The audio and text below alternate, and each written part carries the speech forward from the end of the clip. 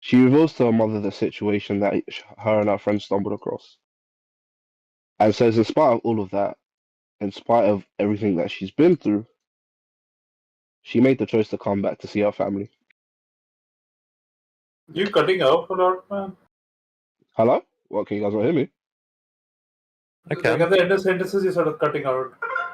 Oh, well, maybe I'm getting a bit quiet. So, Emma's mother then begins to open up about their Emma and how the untimely passing of their daughter nearly broke their family and how much strain and stress it put on her and Timothy and their relationship.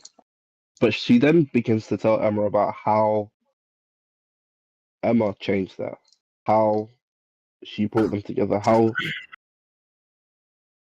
she helped them get through that point. And as Emma and her mother are beginning to draw closer, Emma begins to tell her mother that she is the strongest person, she is the strongest woman that she knows, and that she has the strength to overcome this.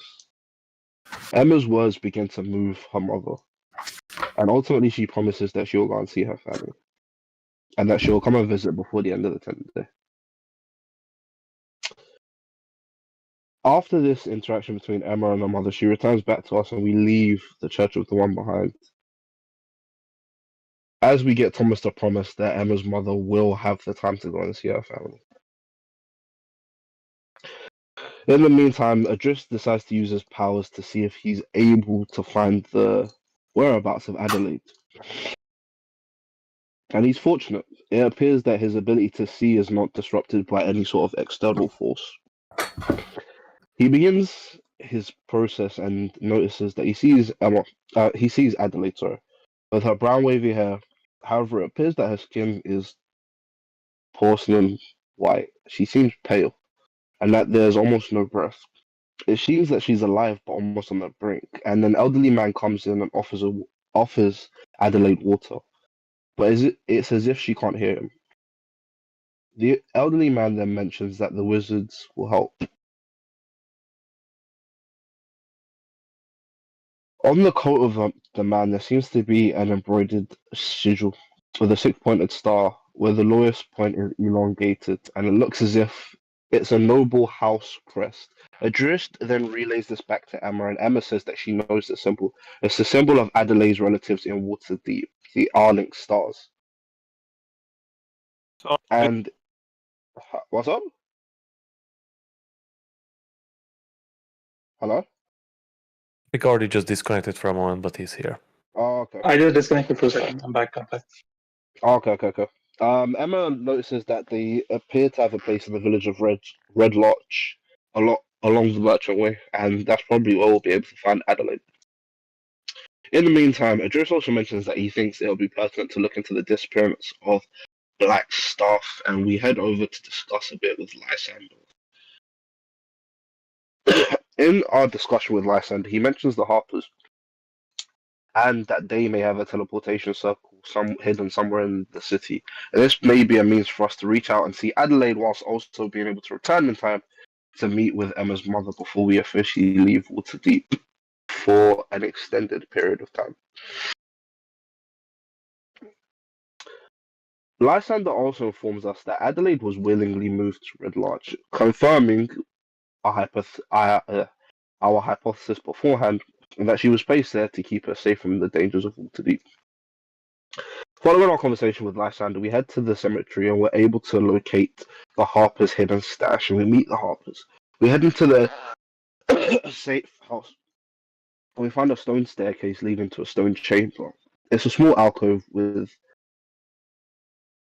all sorts of scrolls and books, and in the center of it we see a teleportation circle.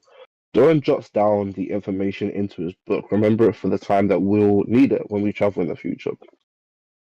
After our meeting with the Harpers, we then return to the Koryak Manor once more for a night's rest with a car. And in the morning, a car is sent to allow us to aid us in our exiting of the city as fast as possible. Using what little time we have left before we leave, Adris decides to use the Scry spell again to locate the location of Sunshine.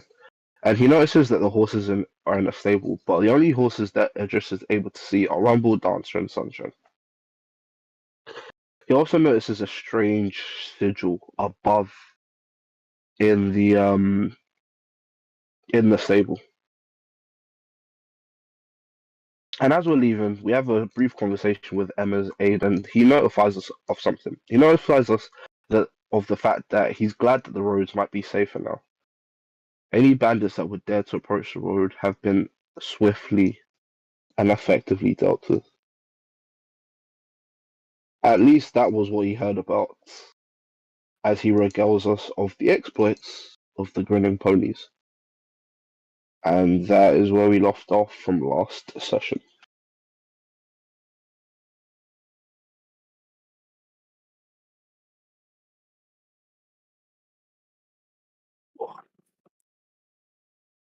Yes. So, Waterdeep, growing, recovering, but not yet returned to its former splendor. Danger lurking on every corner, and the cult still active inside the city walls. But you decided that there are matters ahead that you need to prioritize.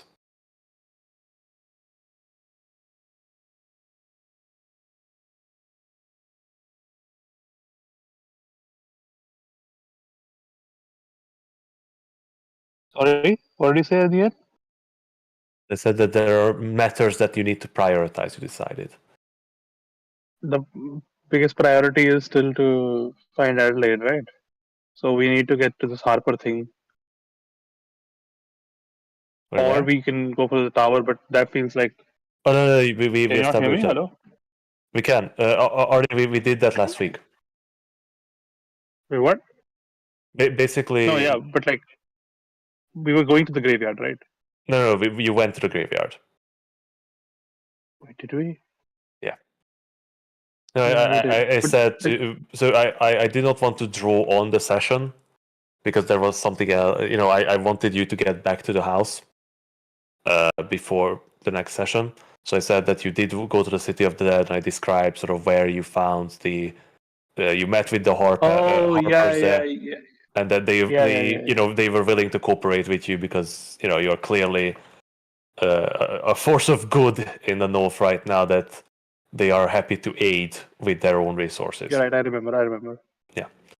But as the sun is rising over the tall walls of Waterdeep, it is the 5th of Elaine. And the nice closed cart with two beautiful horses are awaiting your departure in the courtyard of the the Koryak Manor.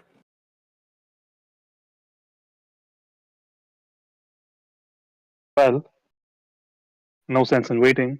Might as well get on the road. I'm sitting in the cart. Actually, we have? We don't have a driver, right? I'll drive the cart since I have proficiency with land vehicles. Yes, you indeed do have that.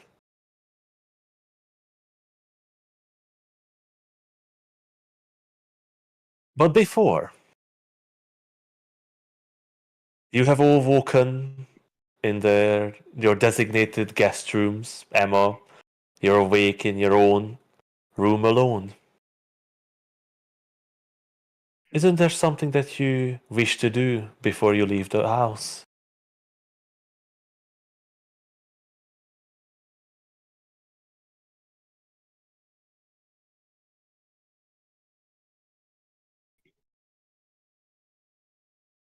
Oh no, Emma's dying. Oh. She's got the disease from her father. Oh,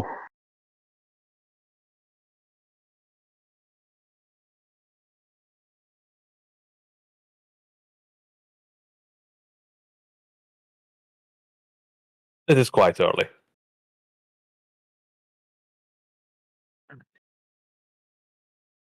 Ooh.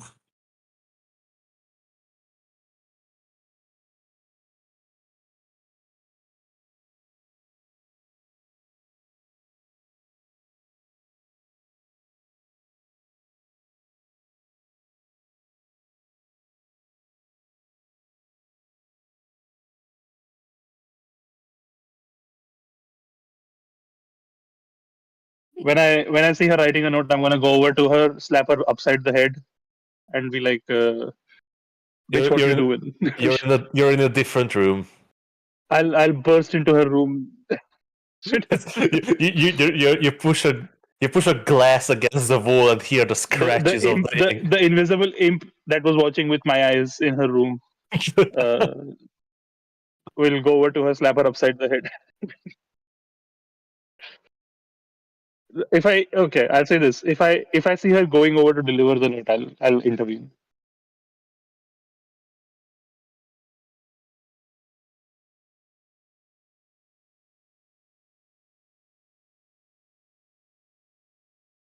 An official letter with your own seal.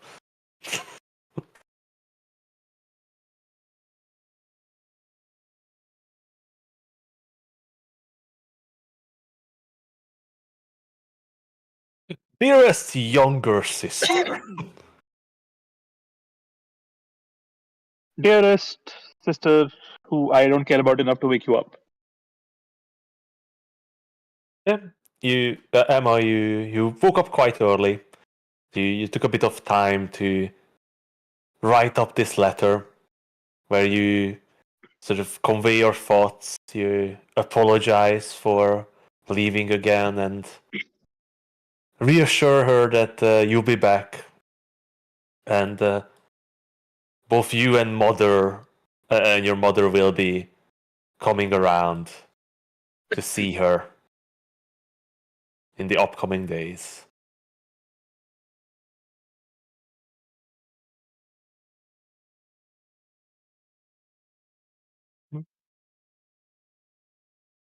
Yeah, you leave your room and pass by the guest rooms where your friends are housed with the letter in your hand. The doors are of course open. Wade is doing his morning exercise and eating at the same time. You know, Hey Emma, good morning. Are we good to go?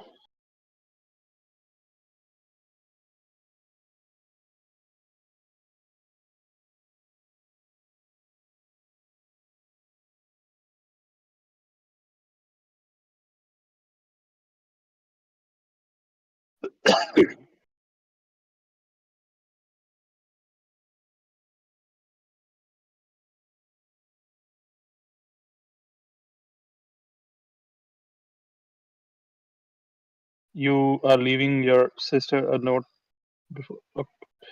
I would suggest that you wake her up. If it was me, I would wish to. Emma, Yeah, we I'm with the Josh on this one. I don't know if I know is the Emma, we best side. we get into some dangerous shit, and I hope that we come back, but it's never a guarantee. It's never a guarantee, and if you have a chance to say goodbye, always take it.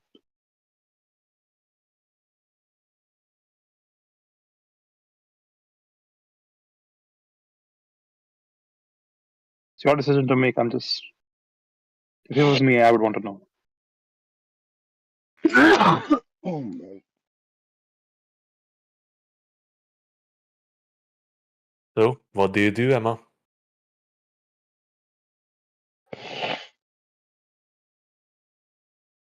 Yeah. You walk over and knock on the door. There doesn't seem to be a response.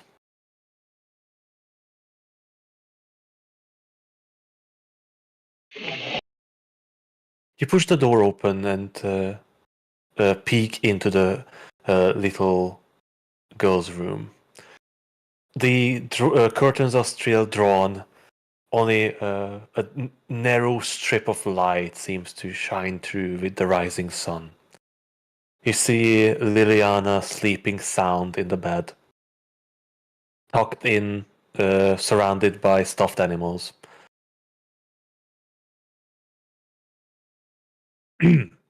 Sorry. Sorry. Beside her, down, down on the floor, sort of curled up, but holding on to Liliana's hand is the woman that was hired for her, Ethel. She's asleep as well. She seemed to have been staying with Liliana throughout the night and fell asleep beside her.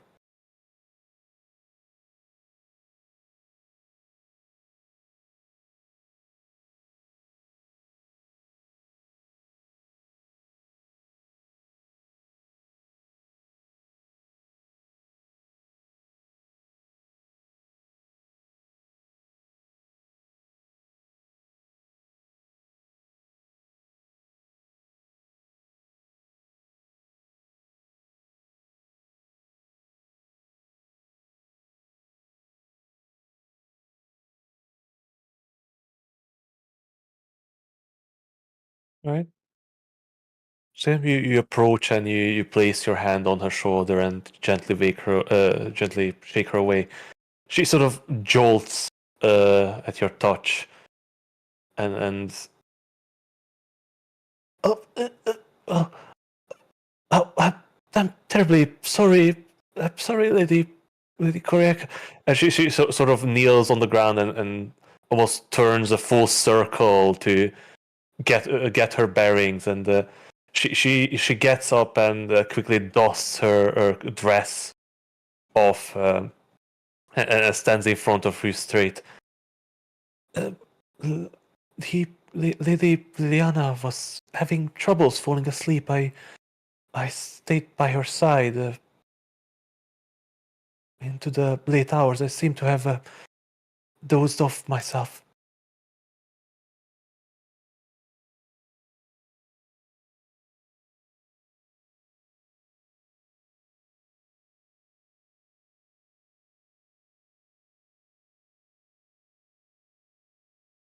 Skor, can you get your mic a bit closer to you? Because you're a max value, man. Like, I barely hear you.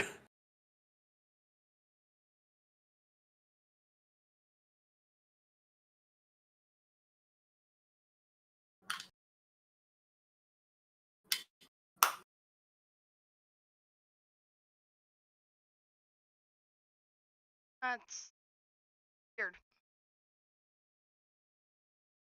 That's really weird. My mic is working for... Okay. You know what? I'm not gonna bug about it. I'm going...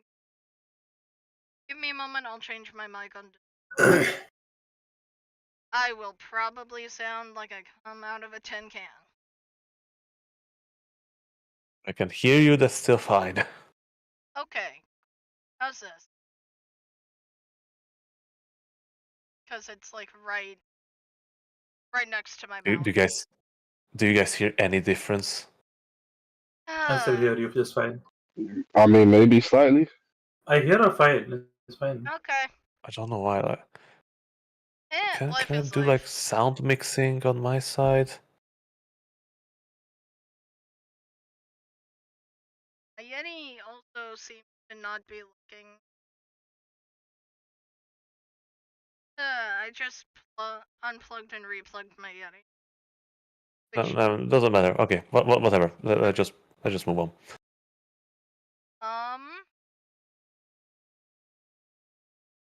So...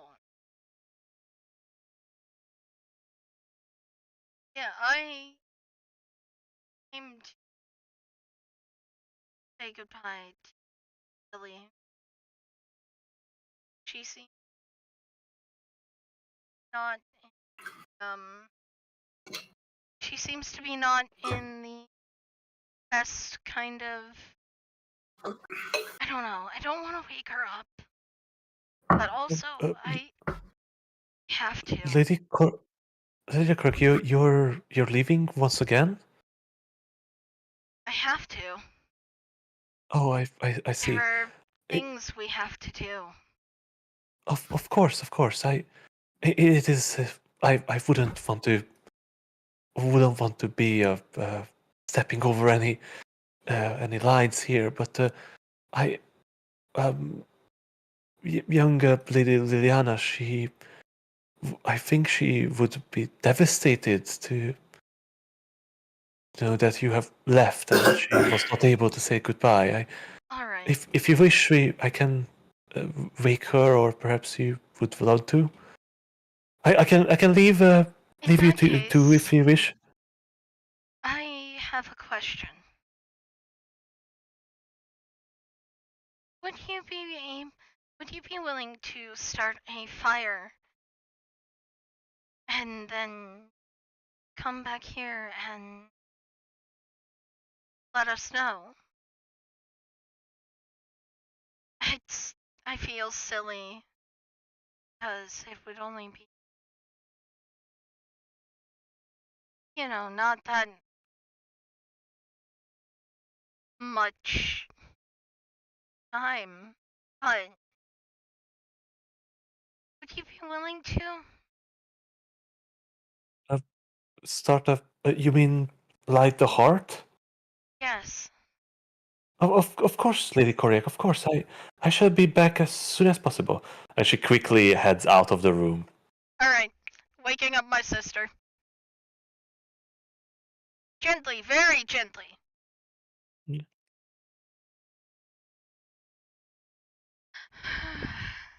So yeah, as you once again approach the bed, you sort of grab onto Liliana's tiny little fragile hand and gently squeeze it. She seemed to smile in her sleep, and her large, uh, well, large eyes sounds weird. It's an Honey, accurate sister, descriptor. It's why are your eyes so large? To see you better, sister. oh god. So yeah, her eyelids first tremble a bit, and then she opens them and looks at you, and the smile widens. Hey there, sleepyhead. I was dreaming. I seen a beautiful flower. It was so big and colorful. It looked like it was dancing, and people were dancing with it. Oh. That sounds like a very pleasant dream.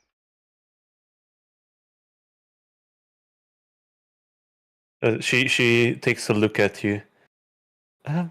Emma, you're wearing traveling clothes, and are you leaving again? Yes, but there's something I want to do with But- you first. But what about Mom? Mom will be here.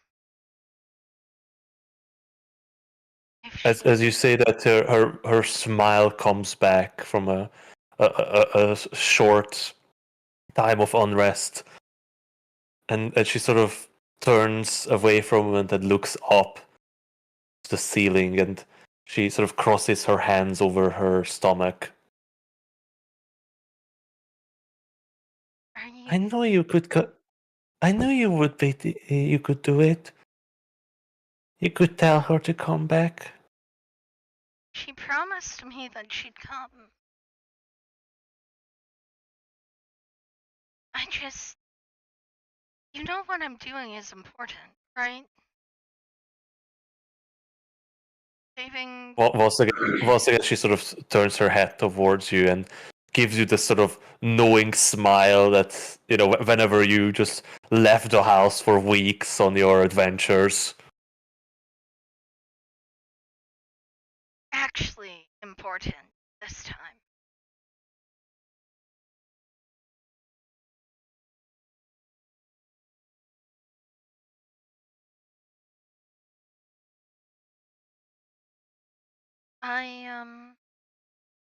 When will you be back? I hope soon. You've been gone for so long again. I hope I'll be back soon too. But I might not be. Honestly, it's the thing I hate most about this occupation that I seem to have wandered into. I hate that I have to leave. I hate that I have to leave Dad. I hate that I have to leave my family. And, well, I present to her the letter. I just like show it to her. I wrote this. And I was thinking that would prefer me goodbyes this time in person. Ooh, then maybe I'll write a letter to you as well, and I'll send it to you. And when you get it, you'll know, and you'll come back, right?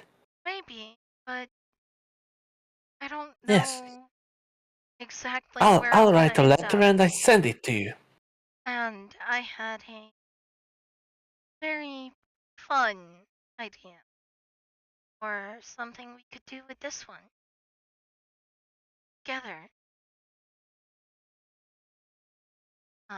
If you want to, I am preparing the hearth, and we could sit together and eat and watch it burn.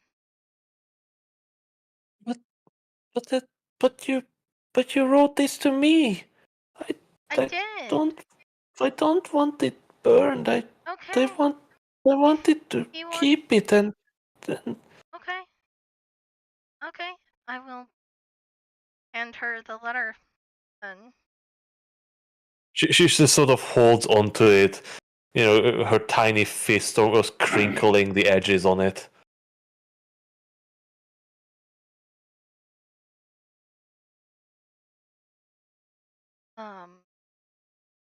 Sorry about that. I've known a lot of kids around your age to be more interested in watching things decay in that sense, in a manner that they Jesus. can fathom. Jesus Christ. AKA, she ain't a normal little kid. What little She's kid not a wouldn't normal. want to burn things? Yo, what was that statement? Gee, oof. Oof.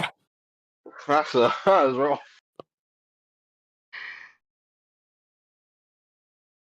Here, sister, have this gift. Let's burn it together. Like normal kids.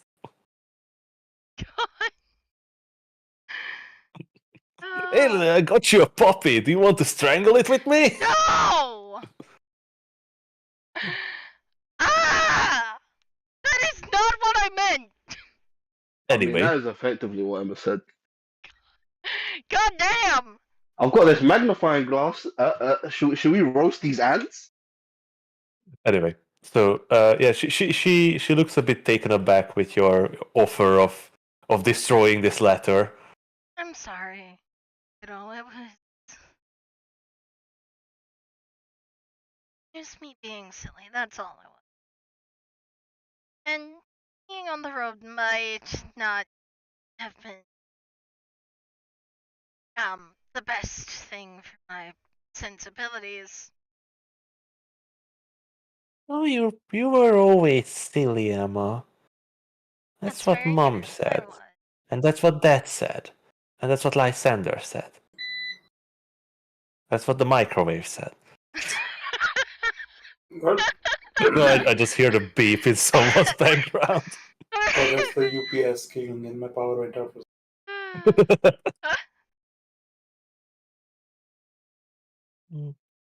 Well, definitely was.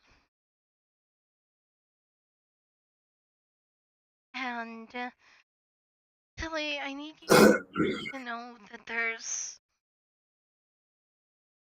a chance that I might not come back. But why? No, Emma, come back. You have to come It back. wouldn't be by choice. I might No, get into a lot of no. trouble. And I might get really, really hurt.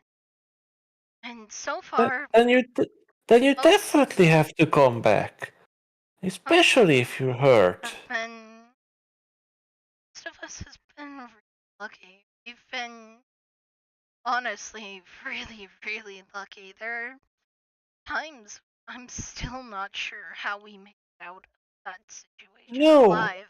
no, But I Emma. will make it out alive. Every single time, I will make it out alive, and I will come back to. That is my promise to you. I may be battered, I may be bruised, but the reason that I ventured out so far originally this time is I want to help you. I can tell that you're not as strong physically as last time I saw you, and it kills me. And it just, Is I it, absolutely is it, hate the feeling of being powerless. So that's why I'm going to find a way to help you. And not like Mom, I'm going to find a way to actually help you.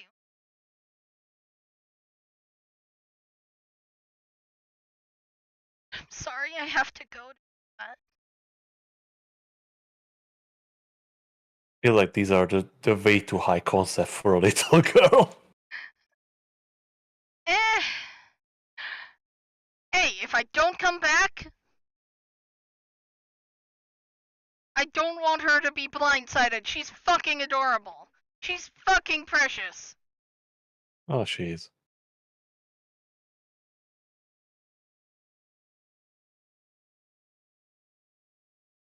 So, Emma, you stay a bit longer with Liliana, but she still seems a bit drowsy at this early hour. She seems that she hasn't had her full night's rest yet, so you do see her sort of dozing off as you're talking to I her will still. hum her back to sleep.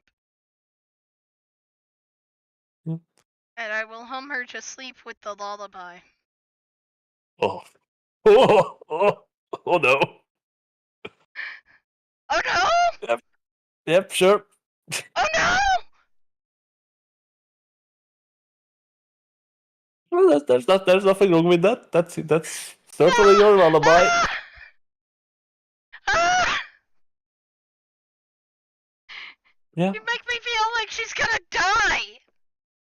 No. It's nothing like that. So yeah, Emma, you hum along. Um, After a while, you hear Ethel sort of making noises in the background, Yeah, I'll starting be back in 1 minute, okay? right, starting a fire in the back of the room, and you watch as Liliana slumbers, maybe back to her dream of dancing flowers.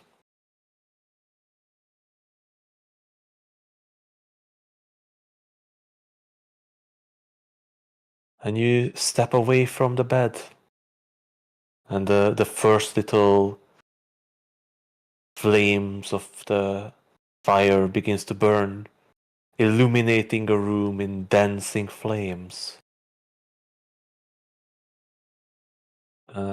Atel stands up from her kneeling position where she was setting the fire, and steps up to you. Is there anything else I can do, Lady Koryak? Just if I come back,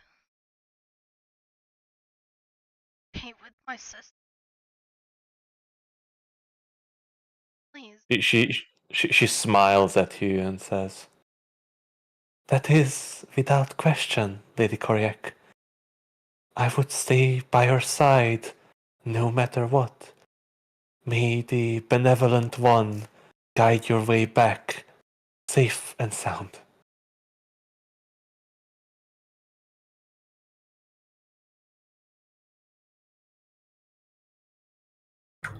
I'm back.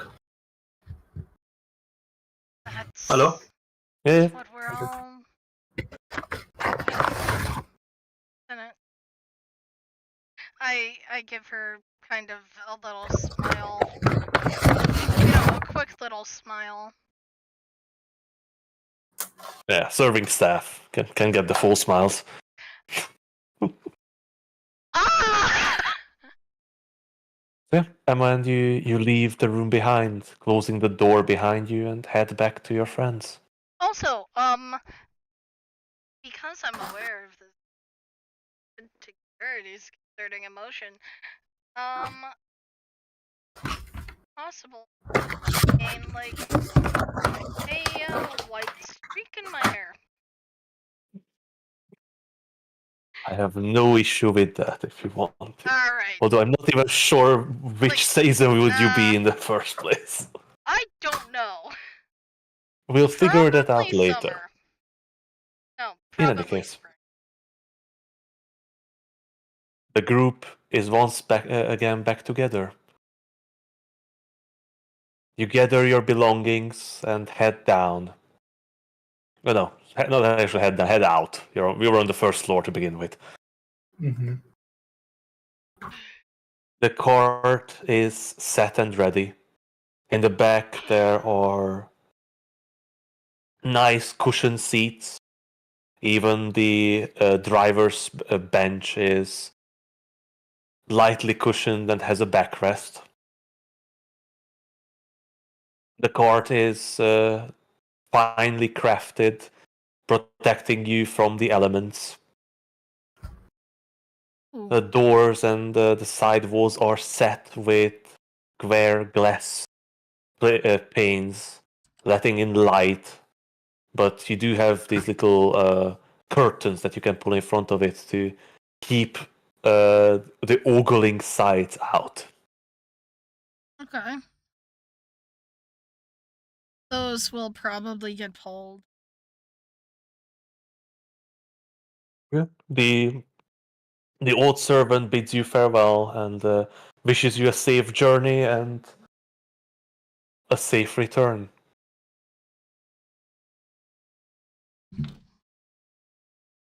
You pile in the back of the cart. Is Adrish the only one who's going to sit on the bench?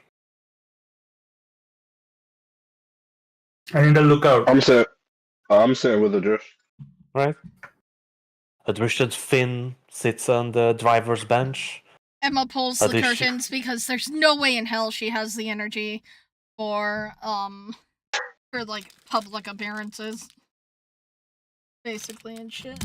So I don't think it's Oh, that kind so of card. Is it? Emma's acting like a celebrity. Is it that kind of card? Sorry? Is it a carriage or is it a cart? It is Aren't it there, is a like, cart, some but it curtains? is it has a top, so it is covered. Oh. ah, Well, Fancy. you could call it a carriage, to be honest. Wow. damn. Bit Yeah, driving, Emma. Yeah, it was lended to you by Lysander. Mm-hmm. That's fair. That's very fair. So Adrish, you pick up the reins and begin driving the carriage out onto the street. Question is, which way are you heading? To the north. Well, that's the thing. Emma, which gate are we? Oh, Currently, Adrish, you are almost in the northernmost section of the Northern Ward.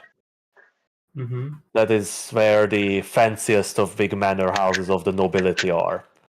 Mm-hmm. Closest to you is the North Gate, but for that to go, you need to cross through the Field Ward. That's fine. The Field Ward is this newly established, but not newly, relatively newly established section of Waterdeep, and you are aware it is the quarantine of the city. that's the what, sorry? Quarantine. This is where quarantine. This is where the infected are housed. Oh. But we're kind of immune, Emma, right?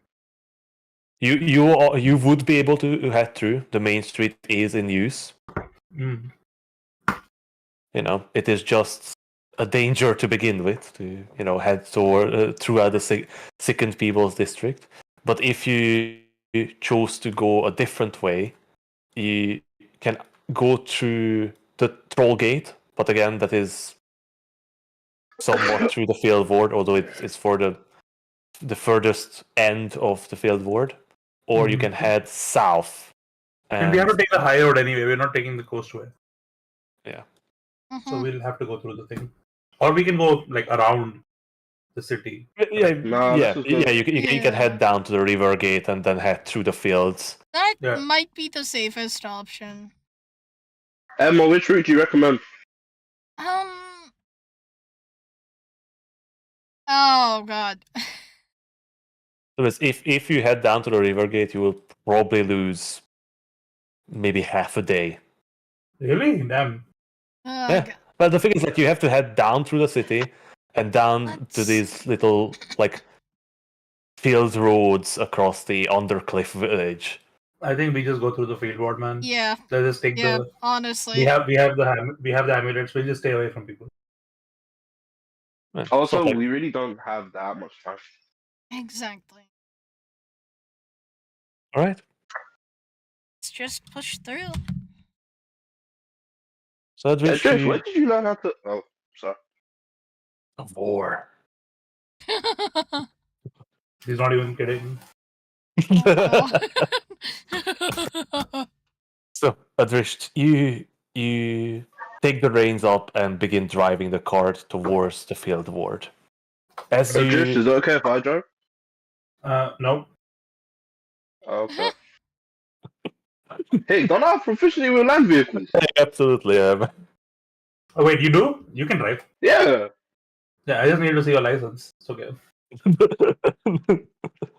Wow. Can I pull out my license and show Adrish? Yeah, is Finn old enough to drive? That's a better question. Probably. Yeah, definitely.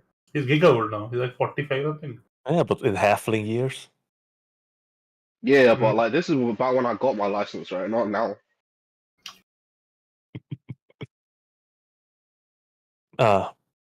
Any case. I'll let Finn drive. I don't need to drive. You just lean back and look regal. Nope. No, more like disinterested. With your weird eye. I stare at people who are looking at us to chase them away. Wow. Just evaluating their soul values. Mm-hmm.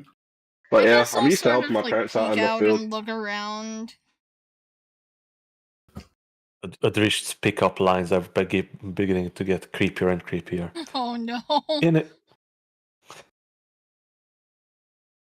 This man never had game. Let's be real. Yeah, what's up, girl? Your soul looks tasty. Nah, his wife courted him. Yeah, he didn't have to do nothing. Anyway, you turn out onto the high road and begin riding towards the north. You are joined exactly one woman in his life. Not, if there was anyone before her, you don't remember it. There wasn't. Your first wife, you mean? Who? Mm. Uh, there are a couple other carriages and cars joining with you, riding towards the north. And as you're nearing the gate heading into the field ward, there is a bit of a a traffic jam, so to say. It seems that there is a cart. There is a checkpoint, so sort of guards checking who is entering and leaving the city. Makes sense. Emma, we might need your help up front. Ah, They don't Okay. seem to take like they don't seem to be very particular. They basically just checking if the cart has anyone in it that they are looking for, or they sort of seem to check more the carts with cargo rather than Oh, the carts with content. people in it. Yeah. Okay. ah. But yeah, you stop at the end of the line, and in a slow pace begins to head towards the gate as the line moves somewhat slowly. As you're standing, or rather sitting in line, ahead of you, you notice something. Oh? Hey, Idris, what's that? A small crowd of people have gathered on the side of the road. Oh no, not the protesters. It is sort of a mixture of people, although you see that most of them seem to be somewhat downtrodden. People from the sort of lower income of the city, or rather the people who have lost all and now have to rely on the generosity of the city and the shelter that they can find for the night. Oh shit. There are many of those in the city that you've seen already, with a large portion of the city destroyed with the creatures attack and the following assault from the army. A lot of people lost their home, their possessions, family members. And as I said, the city has yet to recover.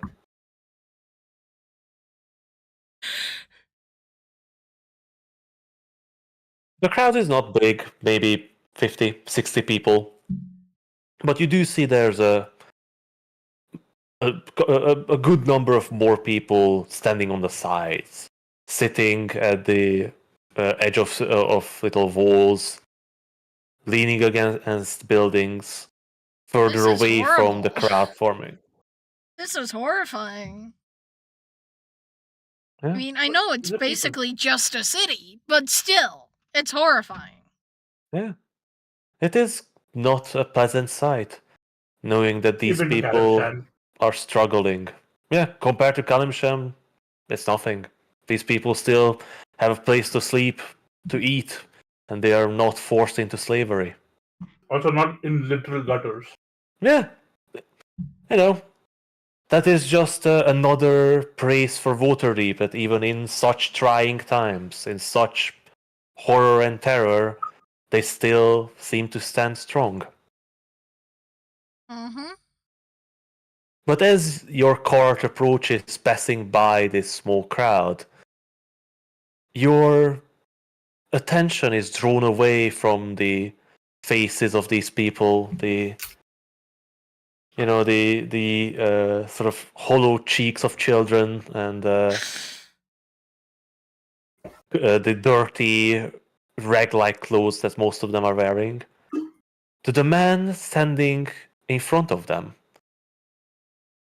standing on top of a couple crates, wearing simple brown robes and a symbol hanging from his neck. The symbol of the one? A circle with an X inside. Although it seems a bit different, but from this distance you are not certain what way. Oh. But Professor X. even from this distance, you can clearly hear that the man is speaking to the crowd. He's saying a rousing speech for all to hear, praising the One and encouraging them to embrace their power. Hear me, good people of this fair city! Gather round, for I bear urgent tidings from the Radiant One, a call to arms in the name of the divine righteousness. The streets may still echo with the sinister whispers of the void, and the shadows, the evil cultists still linger among us. But fear not, for the time has come to rise, a holy soldiers of the Mighty One, to strike down the malevolent minions that dare stand in the way of our sacred destiny. Brothers and sisters, heed this call to arms. The Glorious One, in their infinite wisdom, beckons us to be instruments of their divine will.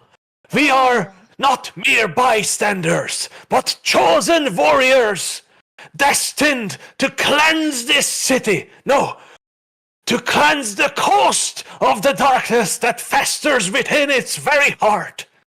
Let our fervor burn brighter than the torches that illuminate this square. For in our righteous actions, we pave the way for the imminent arrival of the triumphant one. We, the simple people of this city, we must cast aside hesitation and embrace the mantle of the holy soldiers. Others of our faith may speak of empathy and understanding, but in the face of the void's minions, we must wield the sword of justice with unwavering resolve. The time for passive prayer has passed. Now we must be the living embodiment of the Limitless One's divine wrath. Look not upon those who preach passivity and complacency, for they misunderstand the urgency of our divine mission. Hey, how far am I from this guy? You are not Eldritch Blasting the cultist! You I'm not are Eldritch Blasting him. you are maybe 100, let's say 100 feet away. The crowd is sort of spilled onto the road, so that there's a lot of people between you and him. Is he standing on like a? Yeah, he's standing on some like boxes piled up on the side of the road. And there's people just surrounding him like from all sides. Yes. And these are like the infected people. Sorry, what did you ask, Audrey? These are all infected people. What do you mean infected people? Infected by the arcane wasting, right? No, you're still outside the field ward. Oh, we're not in the field ward yet. No, you're sort of in the line to get into the field ward. I turned to Finn and I said, "This man is going to cause a riot." Adrius, I think these are the people that Thomas mentioned before. Sorry, I don't recall. What did he say? But there's some elements that are just like.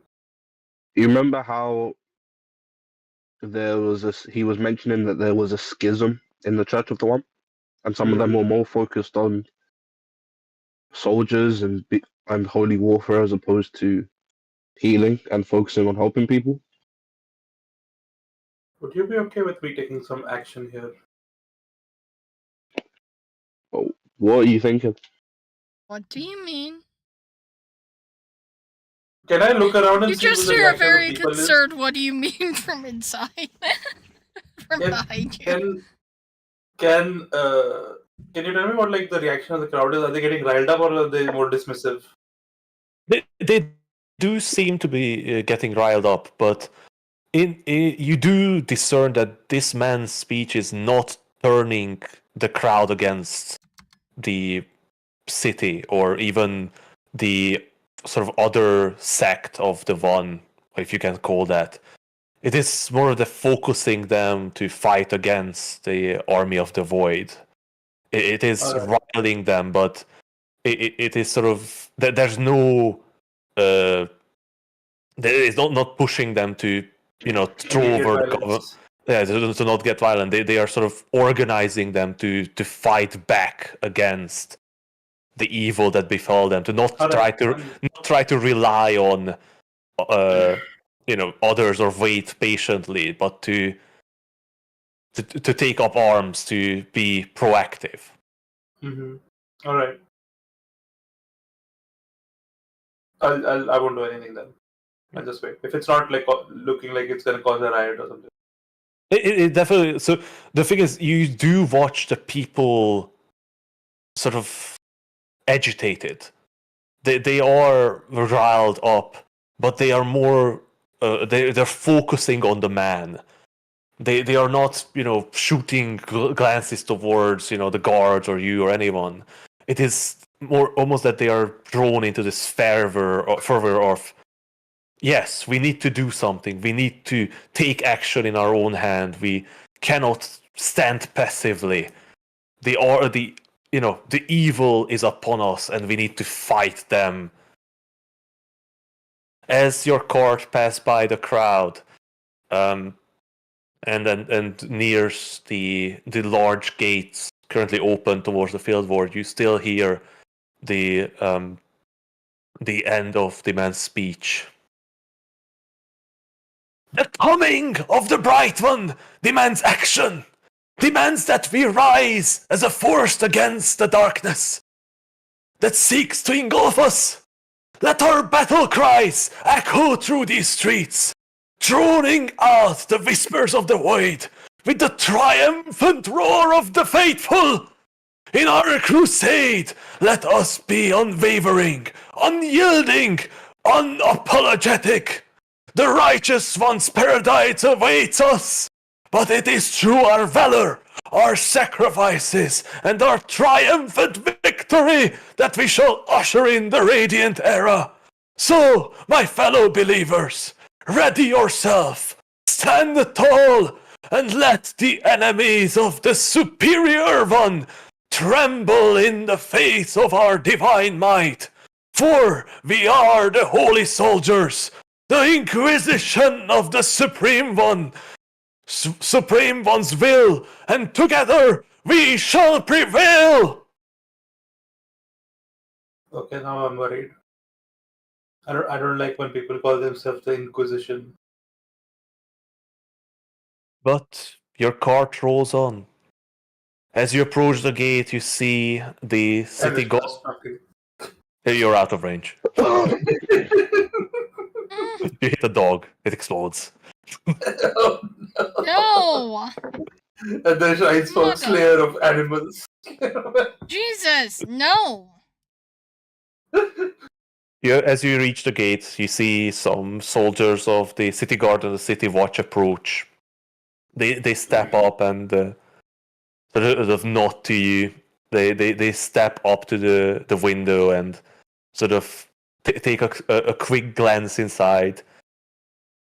They one of them goes a bit wide-eyed when they see Wave inside.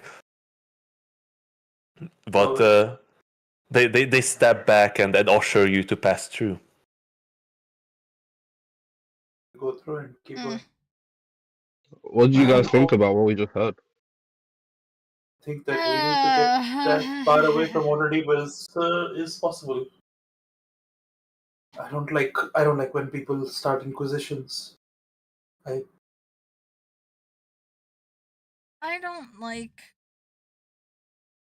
don't know, it just doesn't. I have a bad feeling about that crowd based on what was said. Yes, all your thoughts are surrounding these as a bad omen. But at the same time, you remember all the horror that the cult has brought so far, what you have seen. So many dead, so many innocent people slaughtered in the name of this master, Asmodeus. And What if Asmodeus is the one? who is the master? Also Asmodeus. And Asmodeus is He's fighting playing both against sides. himself. Playing both sides. Very possible. So up to this point, the cultists of the One have killed a lot of people, but they haven't gone out of their way to specifically target, like Wait, the church, cult? right? Wait, what? Sorry, the You cultists mean the of cultist of the the master? cultists of the Master haven't really gone out of their way to target like the Church of the One. They're just killing people and they're just getting like fucking but Ready. sacrificial bodies. well, so the thing is, like, the Church of the One was and is not very established, really. They're still, operating in a very small scale. So yeah, but many of them died, but they weren't specifically targeted, so to say. Yeah. The but that's most likely because there's not many of them to begin with. Like in the fight in Waterdeep, a lot of them died fighting against that undead army. Same in Silvery Moon, the clerics of the One there similarly fought on the front line with the Silver Moon's army, and a lot of them died. Actually, out of all of them, 2 of them survived, and they were quite hurt quite badly. Oh, I have no doubt that the clerics of the One are like think that they're not. I think they're being duped. I don't think they're like bad people in any way. Oh yeah. Yeah, I don't think that they're like intentionally harming people or even like they're not even harming people right now, but like now that it's going into the territory of inquisitions and organizing military forces, a holy crusade. A crusade is against other religions, right? Well, in the sense that they are going against a cult that worships the master, the void. That's in their faith is the embodiment of all evil. But also, like, the master needs bloodshed and bodies. What better way to deliver them? True.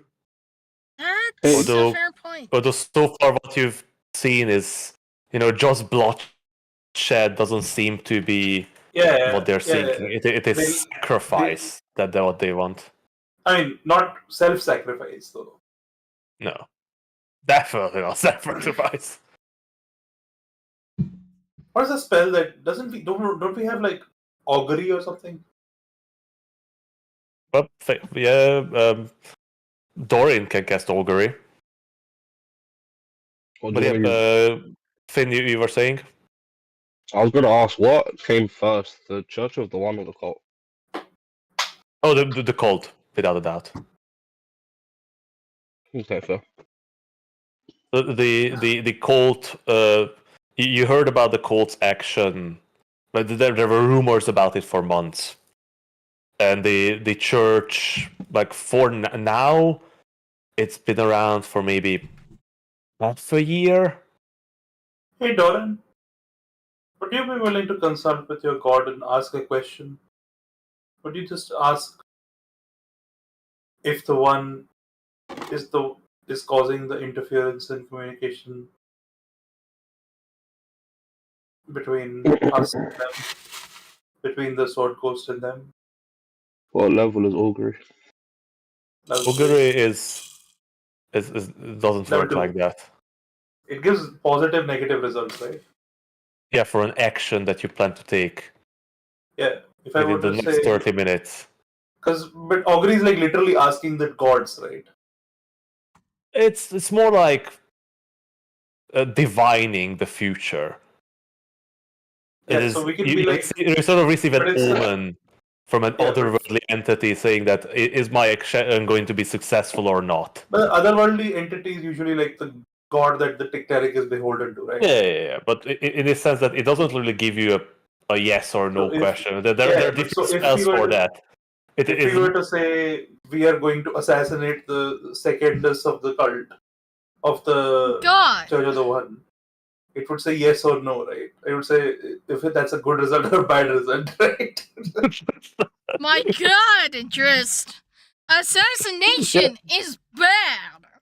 I'm not saying we do it. I'm saying we explore the possibilities. I think so. The way I interpret augury is that it is more along the lines that in your success. Oh, will it go? Will we be able to assassinate? Yes, in that sense. So, like, more on the. Let's say you're playing a card game, and you before that you cast augury as am I going to win money? And if you see wheel, that means you're going to be lucky and you're going to get a bit of money. If it's vo, then it means that you're going to lose all of it. And if it's both, it might means you probably win a bit but not a lot, or you only lose a small amount.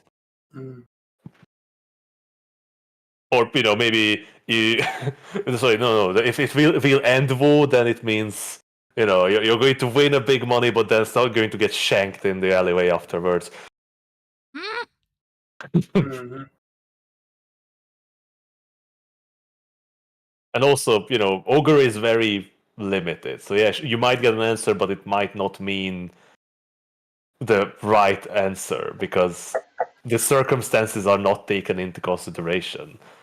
Yeah, you might get the wheel that you're going to win a lot of money on the table, and then someone else sits down and takes all your money. Mm-hmm. Yes, augury is a pretty useless spell. Like yeah, I can imagine a circumstance when it makes sense, but We actually have a spell that would do this also. We have divination. yes, divination is definitely it would do what you're looking for. Yep. Divination is contacting the gods and asking a question. Yep. Concerning a goal that will occur within 7 days. Yeah. So, if you can Do you ask, want me to- You'll have to Don't prepare to it. divination. I guess we haven't really done anything. He could have prepared it.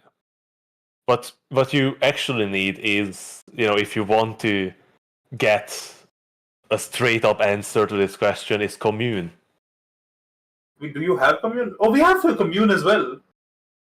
Oh yeah, we have commune, dude. What the fuck? Yeah, because commune is literally you contact the deity or divine proxy and ask up to 3 questions that they can Let's answer do yes commune. or no. Could we have prepared commune? Like, No, we haven't really but the done thing with anything commune is 5th level. yeah, we have 5th level spells. Yeah, what I'm saying is commune might not work, and it also might mess up Doran's connection to. Oh, we Mission. don't do it. We don't do it right now. In the court, in the middle of the city. I think when we stop for the night, we can try it. No, what I'm saying is like it doesn't matter because we're still in a barrier. Yeah, I mean, yeah, but like it's not like we're never gonna cast a level 5 spell, right? So the thing is, the like communication spells and divination spells and teleportation spells, it's not like they are prevented from functioning.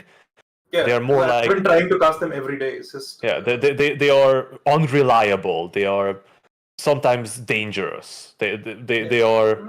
We have to be willing to face danger, Yeah. Like they we can have been. absolutely work. It is absolutely possible that they can work. It's just there's a chance that either they don't or they work with bad results. In any case, you begin riding through the field ward. Can we prepare commute for the day, and then like at the end of the day we can like cast it? Yeah, sure. I'm gonna remove greater restoration. Wait, Connie, I don't. You want me to prepare commune? I just really want to know if the cult is on our side. Sorry, if the church of the one is on our side or On not. our side. Because I'm sick of hating them at this point. If the cult is on our side, Is this the wrong fight to be fighting? Is this my real life hatred of religion getting in the way of me The best, like, helping people in D&D? like, you heard this speech, and it felt a bit odd and strange, but if you take into consideration what these people went through, it is again giving them a purpose. I was sort of with him until he said Inquisition. Because Well, that's again that is because of our life and our history. no, Inquisition is pretty universally in But every. Inquisition just means a judicial procedure for To challenge anything that is against the beliefs of the religious doctrine. No, but that is to combat heresy. And If heresy, you're doing an Inquisition in the name of the one.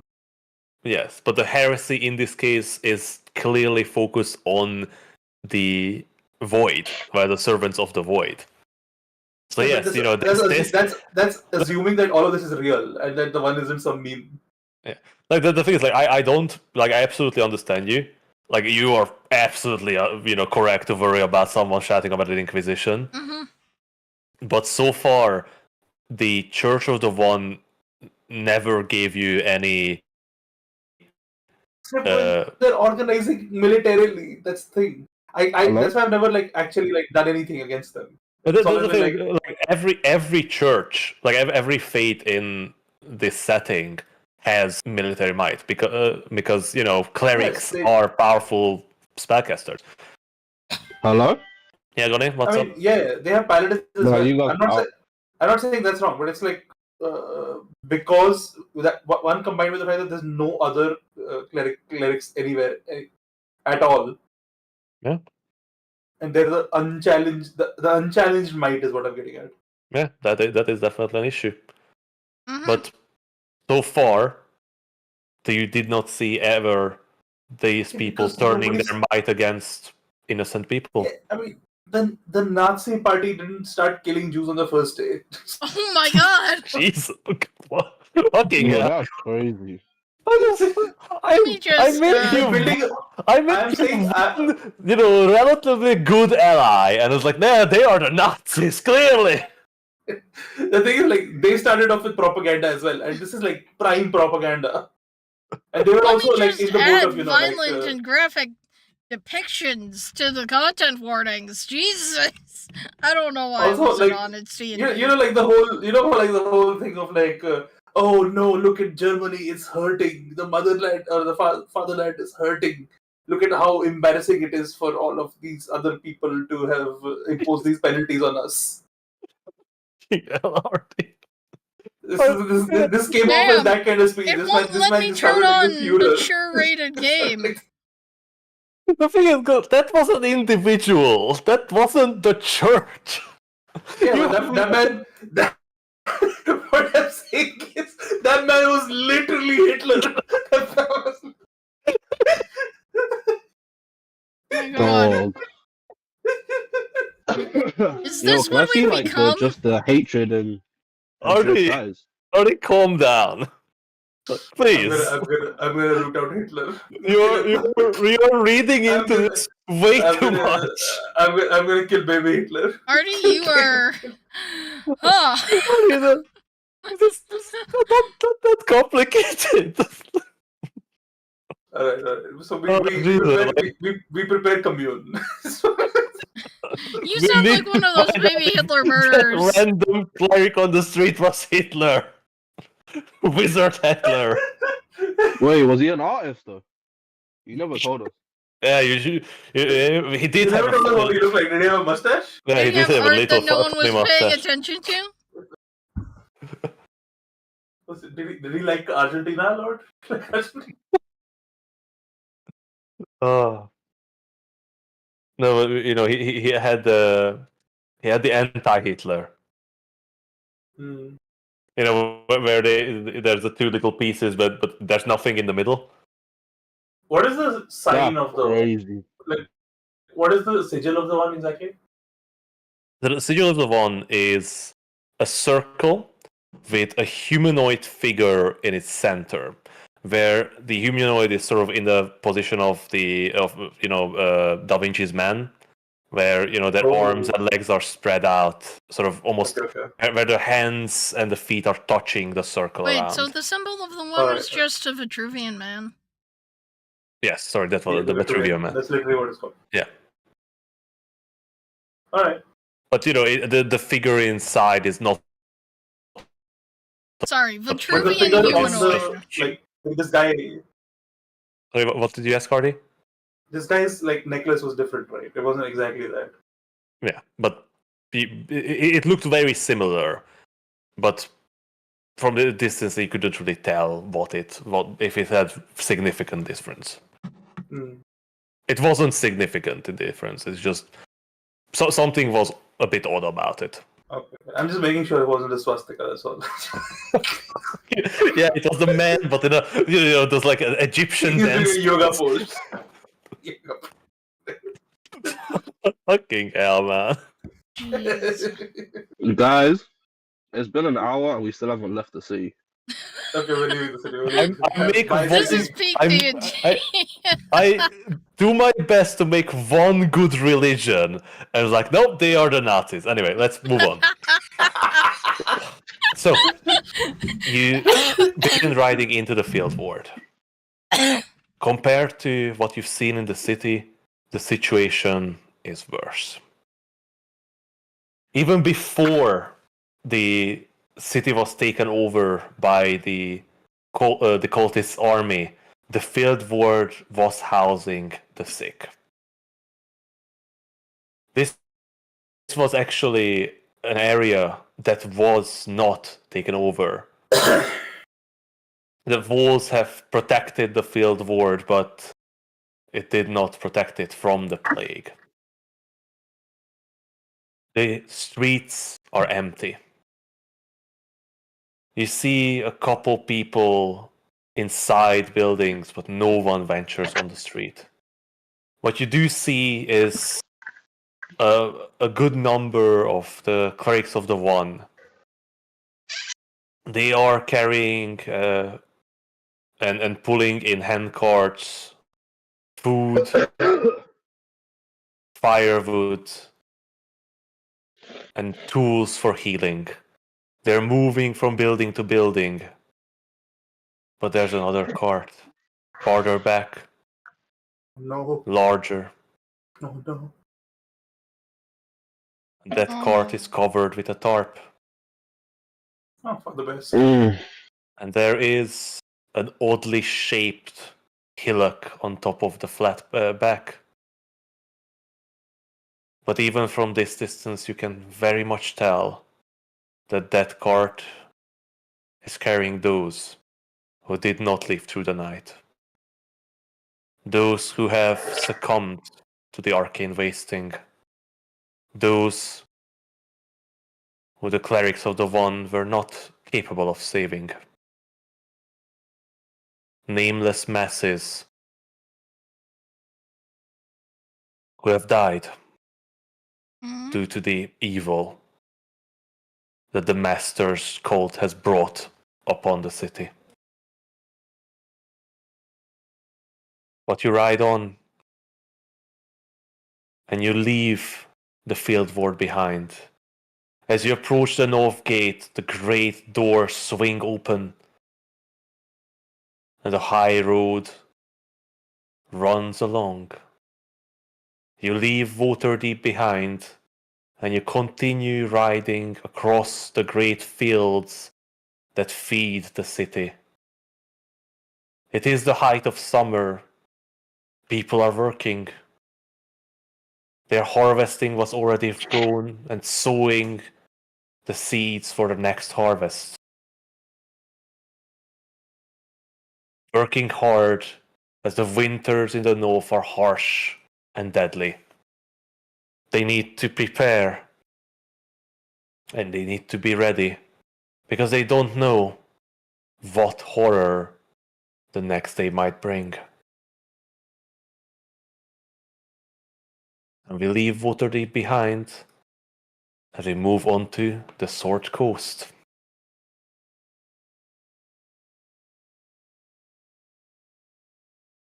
So, how are you going to do it from here on? You are on a cart. You are riding the road. What's the plan? To get to Red Larch. Red Larch is approximately 100 miles away. Yep.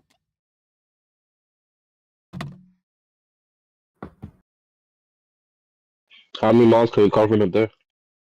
110 miles, actually. So, your cart is drawn by 2 horses, Mm-hmm. and there are 5 of you in the cart.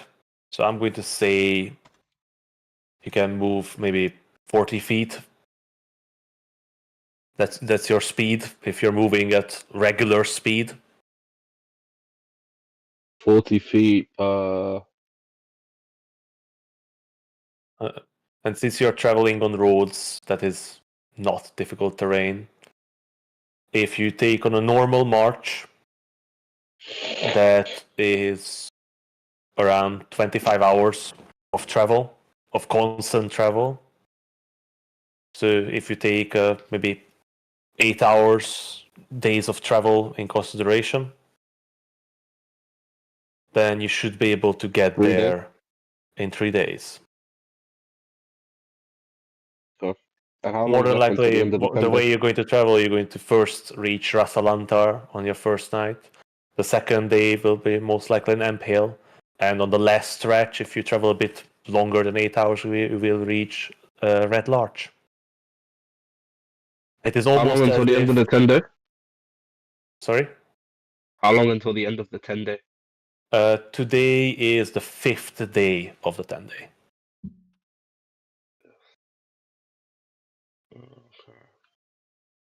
It is a waning gibbous tonight. Oh. At least it's waning.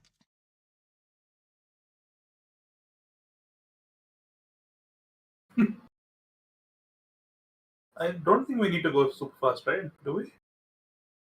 Oh, we want to get back hopefully in time so Emma can be with her family, right? Hopefully. I mean, if we're actually pressed for time, we can just teleport. Yeah, Or, but what like, I'm saying teleport is and then like meet up somewhere. Ah, the true. sooner we get to Red Larch, the faster we can come back. Alright, let's just fucking send it then. Fast march it is. Woo! You know, keeping a fast march is, not the easiest. Hmm. But 3 days should be doable for these horses. These are well-bred Ampere horses, more than likely. Mhm. Wait, how are we gonna return these horses? I mean, if we're going fast, we're going so that we can come back with the horses as well. Also, I think there's an implicit expectation that these horses are not coming back. If we go with the horses, we won't be able to make it back before the end of the 10 day. Of course we will. It's 3 days and then 3 days back, right? Yeah, but How many days left there's for the 10 day? 5. 5. I mean, if We we go fast, then we we can can come just back. push. We can push. Can we? How much faster is fast paced? Hig? So fast pace would be around 20 hours. 20 We'd say hours. it'll still take us 3 days. Yeah, it's like 2.5 days. We could It's push better than on a full for 2 3. days. We can do 10 hours instead of 8 hours for 2 days and then do it. True. You can exhaust your horses. Yeah, it is. That would exhaust the horses, though. Yeah. Do we have something for exhaustion? You know, you did have magical horseshoes that allowed your steeds to travel much faster. Yeah, but those steeds are no longer with us. Mm, Let's just play it by ear. At worst, we can leave it with guys. I think we should just go. At the very worst, we can leave it with Adelaide's family. Like ultimately, we're just trying to see how she's doing. yeah. All right, let's go fast for now and see what happens at the end of the day. Yeah, the harp that I have also does have greater restoration. And there's only 2 horses. We could just restore them to lose exhaustion. But it only takes 1 exhaustion level, right? Yes. Okay, so Yep. Reduce the target's don't literally exhaustion kill level our by horses. 1 or in I think Doran can cast it as well, or can you? Oh, Doran, I think we unprepared it for today, so he can't do it today.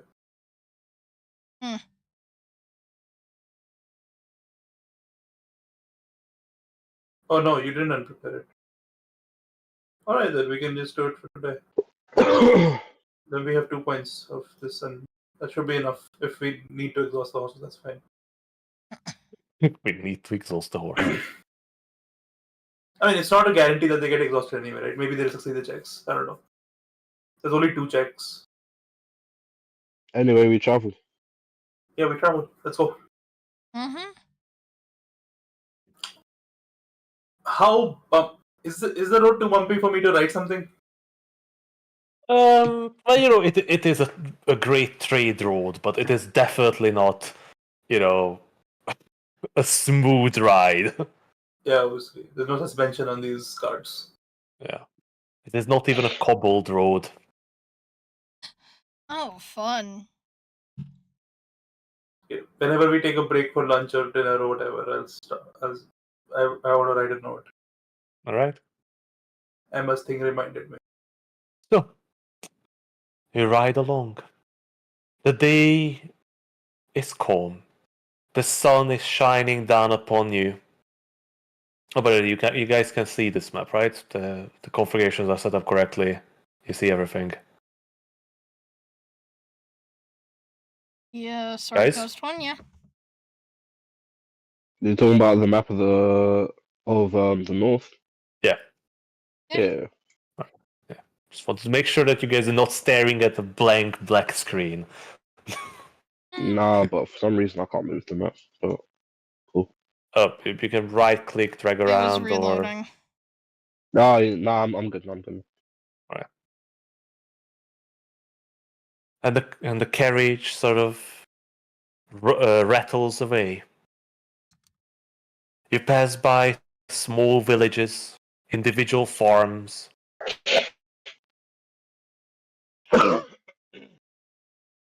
small orchards, and grown forests. Sometimes a little stream runs by the road. Sometimes you pass through a small patch of forest, and the large tree limbs hang over, shading you from the harsh summer sun.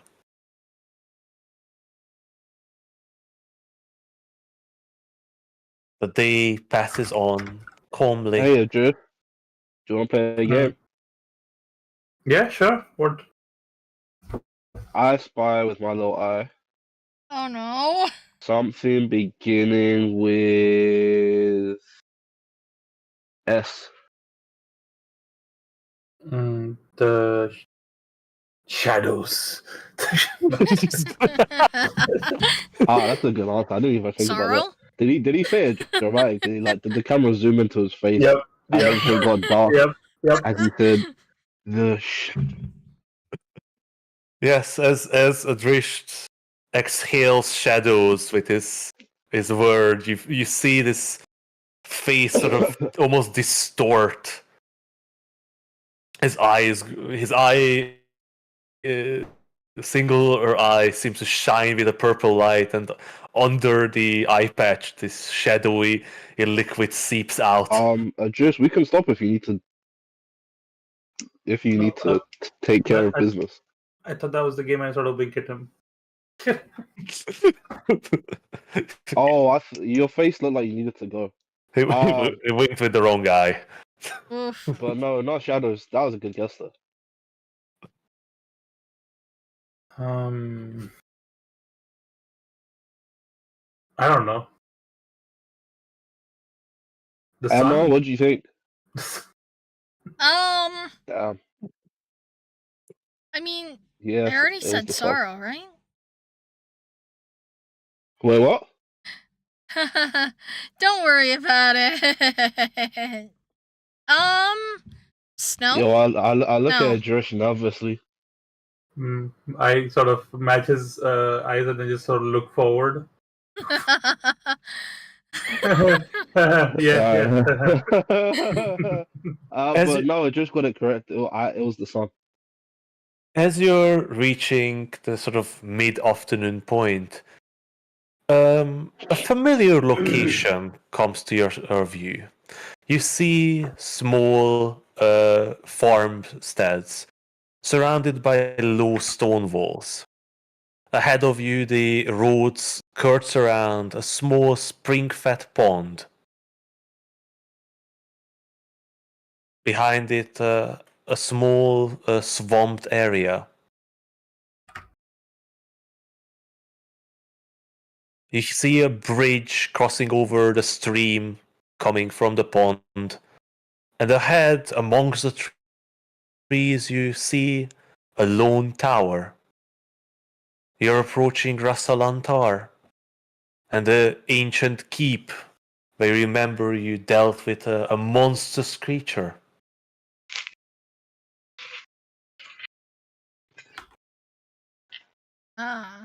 What do? You remember you stayed at the Sleeping Dragon Inn here? Is that inn still there? Yeah, it is just along the road. It is around the mid-afternoon time. You could stop here and rest, or you could ride on into the night. We're gonna keep it. Yes, we will keep going. How long have we been traveling for? I'm not doing it by hour, really. Like I'm doing distances for you now. See, but we can't get to Ampel tonight, can we? no, like that would be pushing a lot. That is basically 2 days travel that you would try to squeeze into one night. Guys, do you think we should stop here so we have a place to rest the horses? That might be a good idea. Keep going. But keeping going also does have benefits of faster. Yeah, I think the horses are. How many? If we were to push for right now, would we be risking exhaustion, or can we still do a few more hours safely? So the thing is, like, you push the horses all the way to travel fast. Yeah, I mean, but like they're not beyond the normal 8-hour. No. So we can probably still go a little bit more. We can probably go a little bit further, yeah. It's not like the horses. It's not like horses hate being outside with grass. Yeah, like also, you have all the protections that you can top. Yeah, we have the so stables are much way more protection. uncomfortable for horses than anything else. That's not necessarily true. Compared to roaming open in the fields, come on. Well, if it's raining and it's cold, we can figure something out. Is it raining? Is it cold? It is not. It is a lovely summer day. Yeah, so we just go. It's fine. All right. The cart rattles by, leaving the Sleeping Dragon Inn behind. You cross the bridge and you see a couple people stop by and look at the magnificent, the beautiful cart that you're riding in with the odd driver duo. Just call it a carriage. Just call it a carriage. Okay, the pompous carriage. The magnificent cart sounds so weird. So but it has the strangest chauffeurs on them. A small halfling and an old shadow man. Sorry, an old man, a shadow of himself. His formal self, perhaps, or just himself. And you leave Resalantar behind. You see the old tower to the left, but you don't take any other notice. The cart continues to rattle on. I need to check something. Do I have a closer map of this area?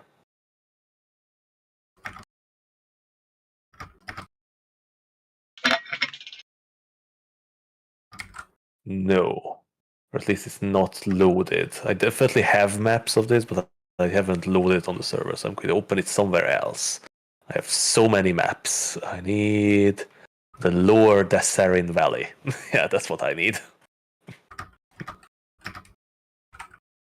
You begin to ride through somewhat the foothills of the Sword Mountains. A couple more hours pass on, and you begins to reach the evening times. You see that the horses begins to draw sharper breaths. They've been marching hard all day. From this point on, if you wish to travel more, you will have to start pushing the horses beyond their limitations. They need to go plus ultra. Guys, I think we should probably stop here for the night. They can go a little bit plus ultra. Do you want to keep pushing them? Maybe We for can push them a another little hour. bit, like until they get 1 point of exhaustion, and we can just take that off with Sleep. greater restoration, right? Okay, and if you guys aren't tired. I think we take 1 hour of continuing. Yeah. And we Yeah, see how like- the horses respond.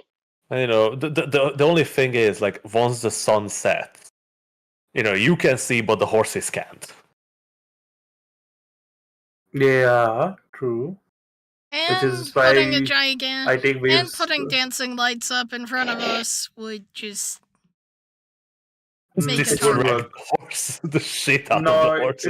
it won't just distract the horses. It'll also like the Blind dancing lights them. will just get Okay, left. so- No, they will just get left behind.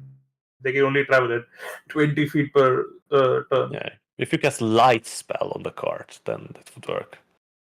But I don't think I mean, any. we have a torch. We just do the magic torch, and I hold it up. Oh my God. Come on, horses! Look at the road. Yeah, they can see enough to not trip. It's fine. Yeah, you are traveling on the road, not a treacherous mountain path. Mm-hmm. But anyway, time to push on.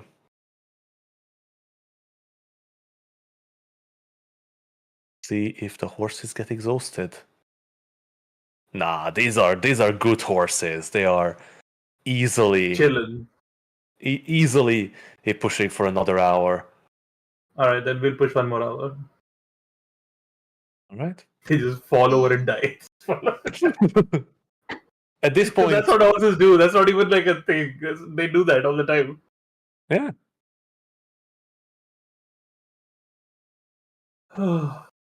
Oof! One of the horses is sort of lagging So- behind. So now we're at like 10 hours, right? Yeah. No, so We'll- it's not really normal marching, really, because that just doesn't work. I mean, So- that's fine, but like we were supposed to travel for like about 20 hours a day. Yeah, Oh, sorry, 10 hours a day. And Yeah. we've done about that much. Yes.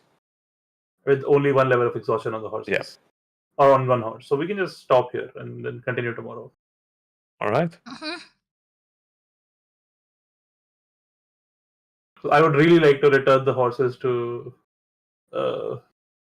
Lysander so that, the next time we ask, he's not like, where are my old horses? I can't lend you all the horses you want. I We're don't run- have an endless Wait, supply are we of gonna- horses. We're gonna ask for more horses when we leave, right? That's what I'm saying. It would be best if we don't. If we don't.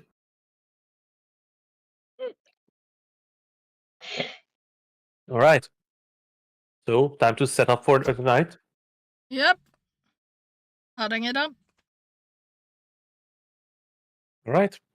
So yeah, you drive the cart off the road to the side and begin preparing for the night. The sun has set and it's dark outside.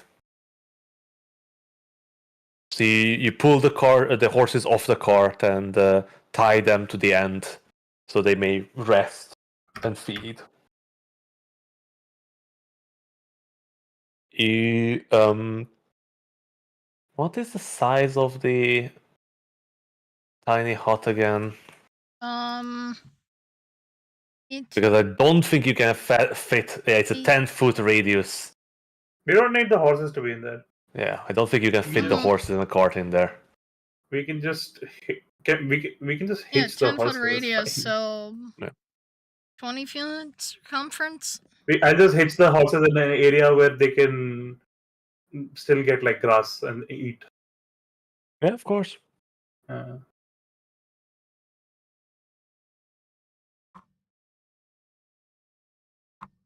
In any case, you settle down for a long rest.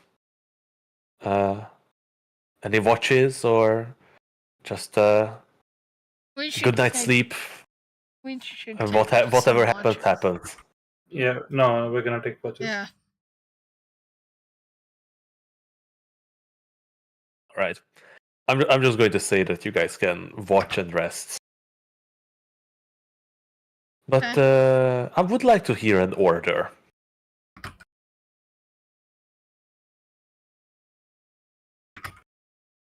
I'll go first. Okay. I'll go second. I'll go last. All right. So yeah, throughout the night, you keep watch over your friends and the horses. And in the night, there's no disturbance.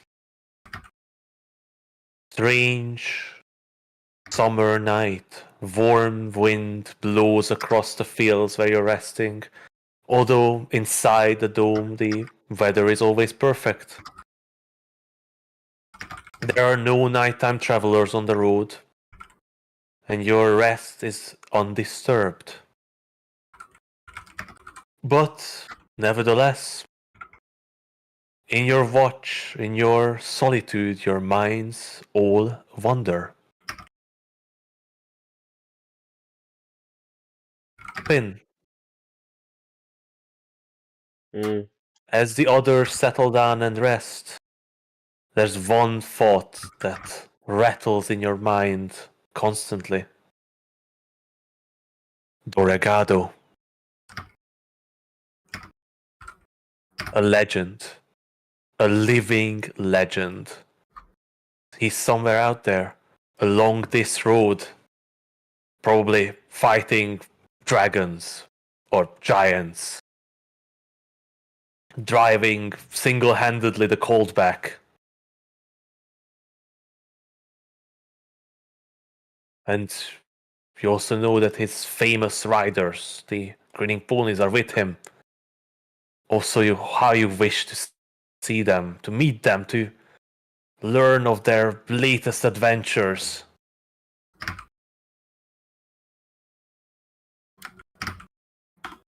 One can always hope. One can always One wish. can dream.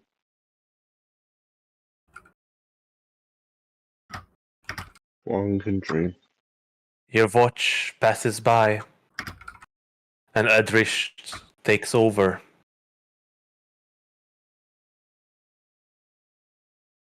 As you take your watch, Adrish, you watch I'm gonna sit there. I'm not really watching. I'm just writing a note. Yeah, who cares? We're safe. Yeah, I'm watching, but it's like this. I'm distracted as fuck. Yeah, you're watching I'll it give one myself eye. a disadvantage. I have one eye. I'm gonna give myself a disadvantage on this. Yeah, it's fine. It's fine. Whatever. I'm just like sort of writing a note and just sort of crying. Can you even cry? I don't think we established if you can cry still. I have the glands are still there. They're not in the eyes.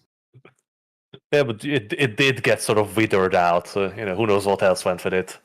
Maybe your entire I can cry tears of shadow. your entire ocular nerve is withered away. It's tears of blood and shadows. Yeah. So what are you writing, Adrisht? I'm just writing a note. And what's in that note? I'll send it to you eventually. All right. Interesting. But Adrisht, while your watch is lonesome, you are never truly alone, are you?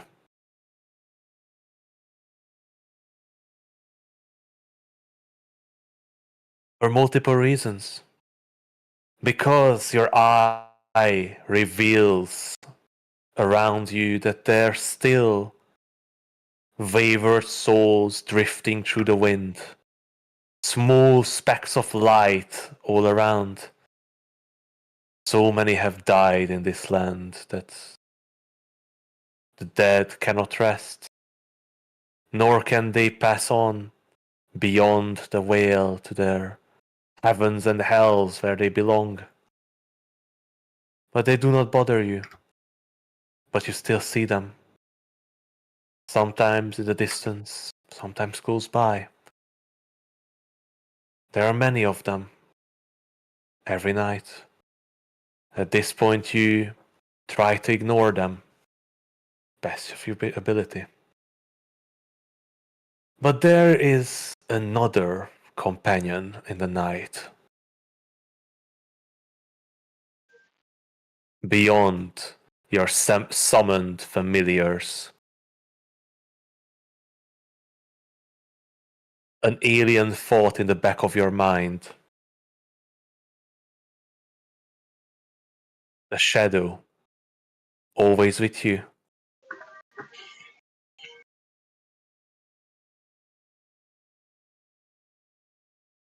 Although he can only speak to you for mere moments, to the creatures that you summon, consuming them in the process. But it seems tonight he has not much to say. But still, you feel their presence in your mind, watching your actions. But your watch passes by as well, without anyone bothering your rest.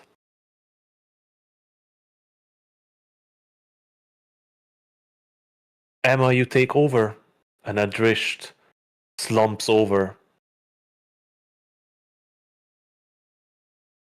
unmoving. Not dead, hopefully, but We can hope. He's just sort of crying, and there's like a letter in his hands that he's sort of crying over, and he sort of folds it up, seals it, puts his stamp on it, and outside he writes on it to Galadriel in case it all goes wrong. Oh, that's fucked up. That's sweet, but it's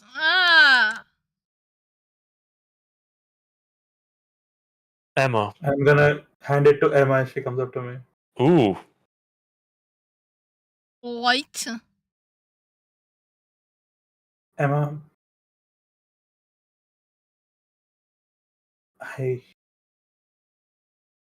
I need you to hold on. By the way, as I closed it, I also slipped a set of earrings into it. You mean a bracelet? Oh, the bracelet. Yeah, true. Right. Would it fit? Damn, he's even forgotten what he got for his wife. That's crazy. For his daughter. Yeah, they get fit it finally. She's a very small girl. It's a small bracelet. Yeah. Probably won't I'll be fit her back by in the a time second. it gets to her. And I close it and I'll give it to him. And it's very important to me that if in the event that something happens to me, this reaches my daughter, I know it will be hard. I know it's a journey I'm asking you to undertake that I have no right to, honestly. Seeing you with your sister today made me realize that she needs to know who I was and what I was trying to do. Right.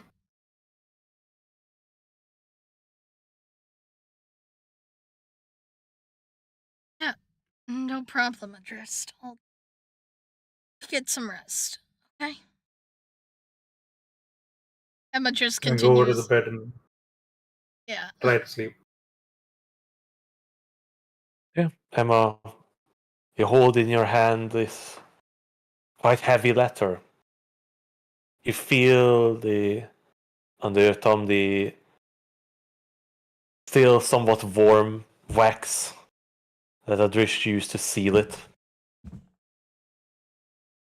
Pushed into it the symbol of the Ashglade Einsfog family crest symbol.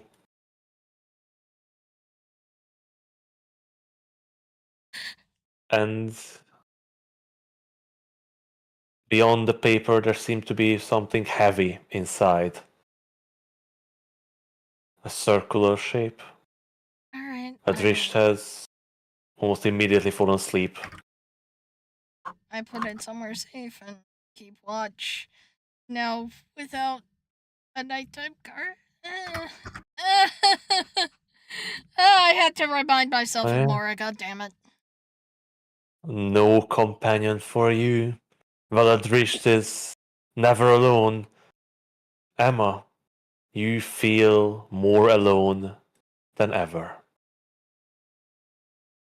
You left your family behind. Adelaide is somewhere along this road. And tonight you feel truly, utterly alone.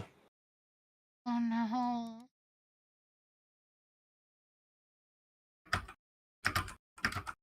But that's not your only thought. Oh no. Adelaide was moved to Red Larch.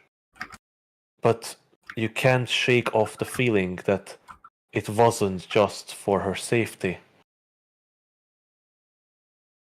You have a bad feeling about the whole situation.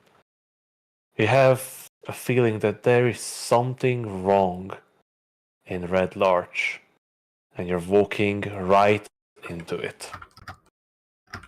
But nevertheless, your watch passes by without any issue. You all long rest, and a new day rises.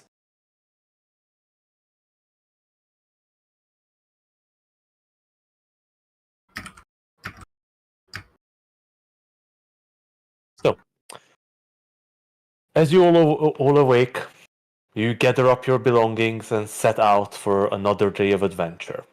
Are you guys going to just continue at the same pace, trying to exhaust your horses to the level and get to the Red Larch as fast as possible?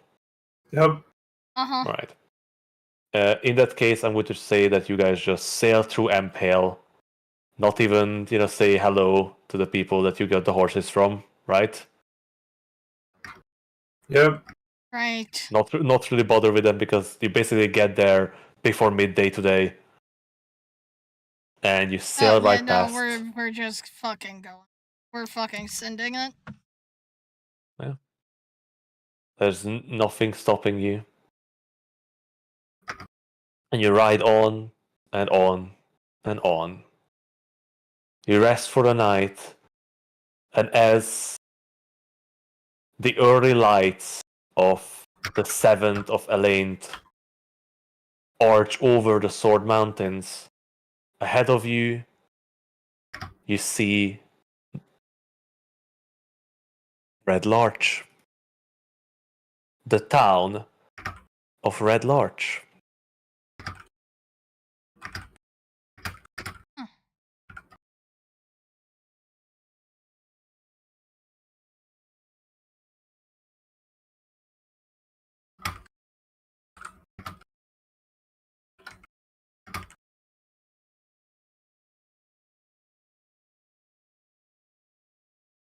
You're riding into this map from the south.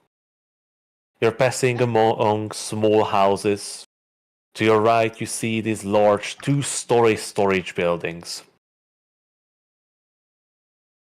Emma, would you give me... I won't even need you. I'm just going to give it to you. You are aware of Red Larch. Red Larch is quite an important stop on the long road. It was named for the Red Larch trees that were cut down when it was just a hamlet.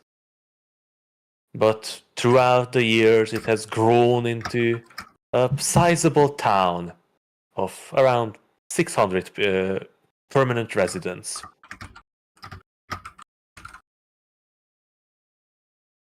Damn. The reason Red Larch is important is because this is where an east to west trail meets the long road, connecting to the west a large logging community in the mountains, and the famous barge ride inn, and eventually Secomber to the east. Okay. Did we lose someone? I don't. Yeah, we lost Connie. What happened to him? Connie, come back to us.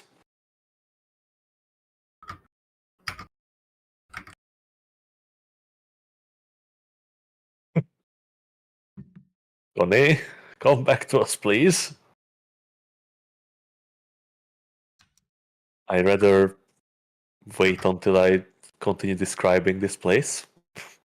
It's fair.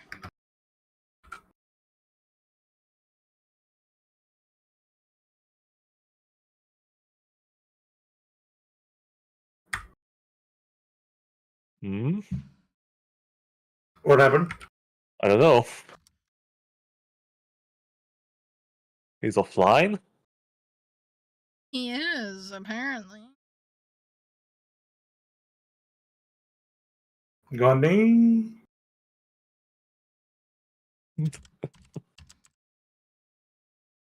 Is gone. Gone is gone. Is gone. Unfortunate.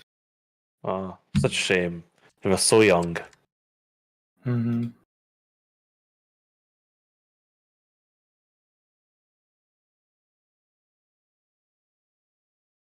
Mm. Come on. I really don't want to stop here. We are just getting to the good part. After like 3 hours of play.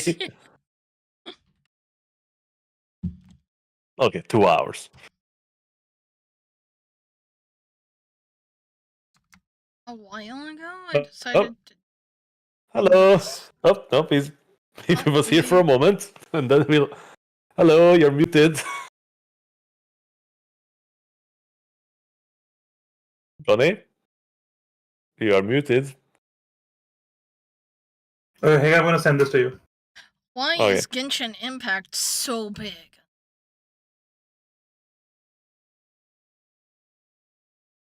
Johnny, unmute yourself if you can. Oh yeah, Red Larch already. Yes. Yeah. What happened to you? You Oh no! already know? Wait! I was writing this and I completely forgot one thing. We were gonna commune. Yeah, but okay, we can deal with it. But Johnny, what happened to you? I had to go outside. I said I was gone for a second. Oh, we Okay. absolutely didn't hear that, but you dropped Yeah, off no, the we didn't hear server. Yeah. Oh. Yeah, you're like, is Goni Goni? Connie's Connie. Ah! No, he's here. Anyway, okay. You said you wanted to commune. We can do that before Commune. before you go into Red Larch. Yeah, ideally we Commune. would Wait, have do we done get to Red Lodge in 2 days? No, 2.5. Yeah, roughly. Oh Jesus! What's the question that we'd like to ask? Commune? Artie, send me a love letter. Yep. Makes sense. Do you need any rolls, Hig? Give me a moment. Let me just. Yep. I do need your divine guidance. A divine guidance roll from Dorian, actually.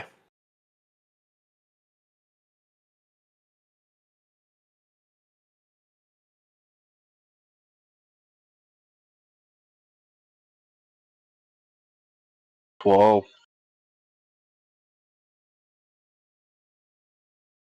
Fortunately, the operator is not able to connect you to your chosen provider. Oh.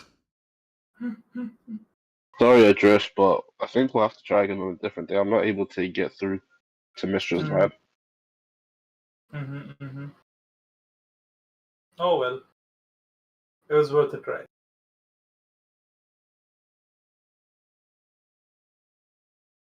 Yeah. In any case, it is the early morning of the 7th of Alaint when your cart rattles into the quaint town of Red Larch. This is Fandalur. What is it? No, this is Red Larch. They all look the same. No, well, they use the same assets, so that's the reason. Wait, do you say this looks like I found out? They all look the same. But it's made by the same artist, so yeah. Yeah. They all look similar, but not the same. Alright. Red Large, not Fandalur. I just call it not Fandalur. I even told you why is it called Red Larch. No, I get it. Yep. So, where's the This- mayor of not Fandalur? Fuck you, Artie. I'm sorry. No, fuck you. I mean, he did send you a love letter, right? True. I did send you a love letter. I'm going to use it to exploit your daughter with. Oh no. No. I'm going to get that letter I'm going to have it stolen from Emma and give it to the worst people. I'll just give it to my daughter when I'm not actually dead. Yes, that's the one. That's the... A wind blows it out of Emma's So hand and you're just gonna carries try it to- along. All the way to So the wind is gonna pickpocket someone with a passive perception of 21. Got it.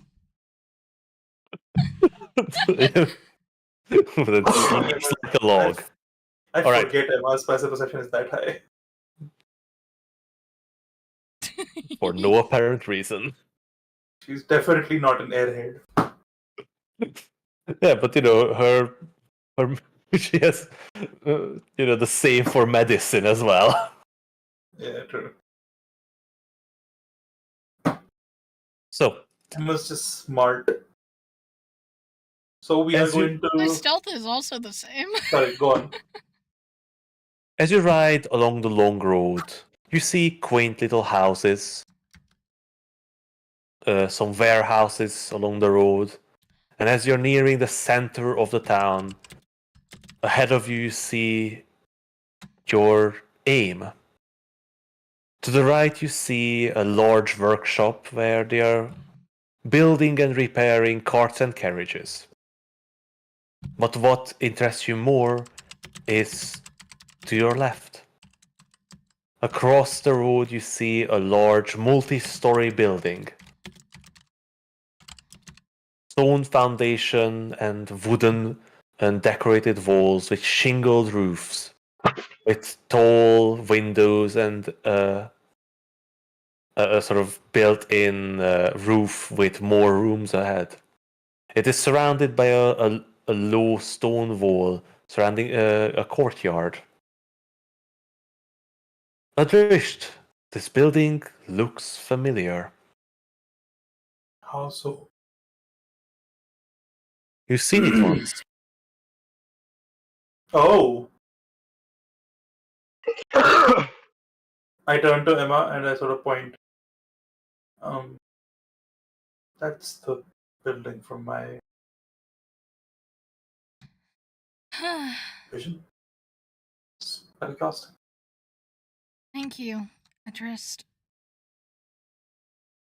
Let's head that way. The town itself is quiet in this early hour. Is there anybody outside who's looking at us funny? No, not really. This is a very busy town on the road. So to say, a cart rolling in is not something that draws any attention really. Hmm. Although you don't see many others along the road. As you are rolling closer to the multi-story building, you see above its front entrance a large, very decorated plaque holding the same symbol that you've seen before with a name. It seems that this place is called the Swinging Swords.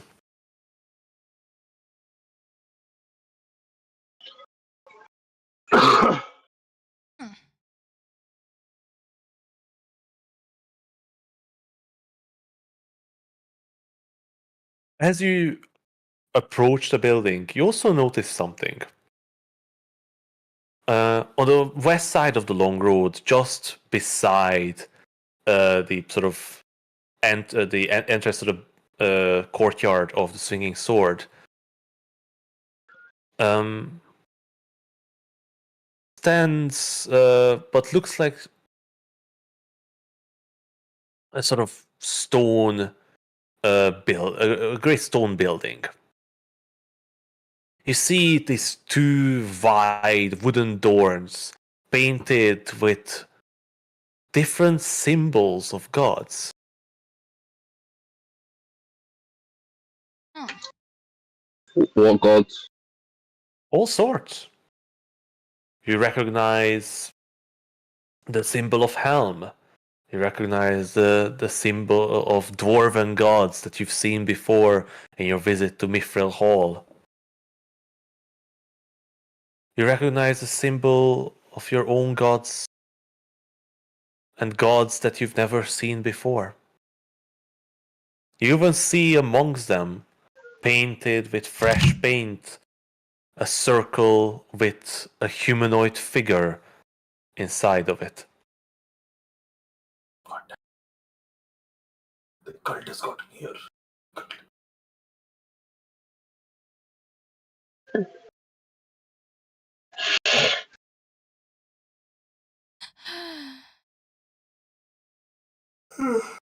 Yeah, but you see the symbols of Soon, Saloon, Timora, Latander, Tempus, Ogma. I think I'm very much just following Emma's lead here. Ah. Right. So, Yeah. what are you doing, Emma? I guess I'm knocking. So, are you just driving into the courtyard of the Swinging Swords and then heading in, or are you stopping in front and head through the main door? What's the deal here? There's a courtyard. So, I mean, if it's accessible to us, then I don't see why we shouldn't.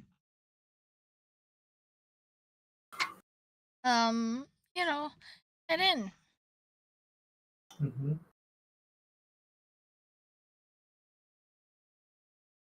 Right. Yep. So you drive the cart in and step out.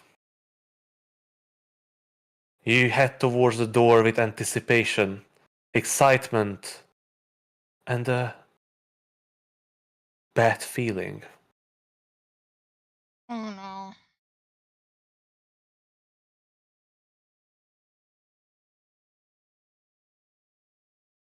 The door is open, and you step through.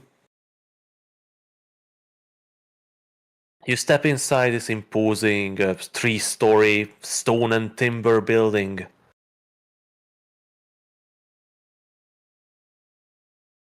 As you step through the door, you find yourself in a large common room on the ground floor. It feels old and somewhat dark. Hmm? You see a number of cats running around, seemingly looking there, for their workers, hunting mice.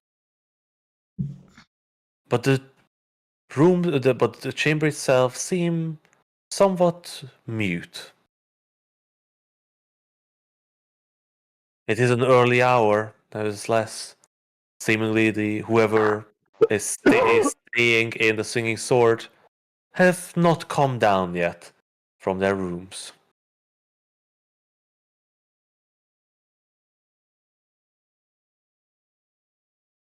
Nevertheless, you do see one person. Oh. Who do we see? There is someone working behind a small table, sat in the center of the room. Although it doesn't seem to be like a bar, more like a working desk where the residents would receive their keys for their rooms. Okay. I guess Do I approaching. recognize the person? Oh, that's a very good question. Pig? So I'm just, for some reason I can't find my notes on this place, and I know I've written them. I just don't know where did I leave them. So So like the thing is, I even remember what I've written, so it's it's very weird that I can't fucking find it. That is weird. All right. Anyway, behind the desk is a 40-ish looking woman. oh, She's pleasant looking, a sturdy build, and she didn't seem to have hasn't seemed to have noticed you entering the tavern yet. She seemed to be engulfed in some sort of large tome in front of her, or ledger. mhm.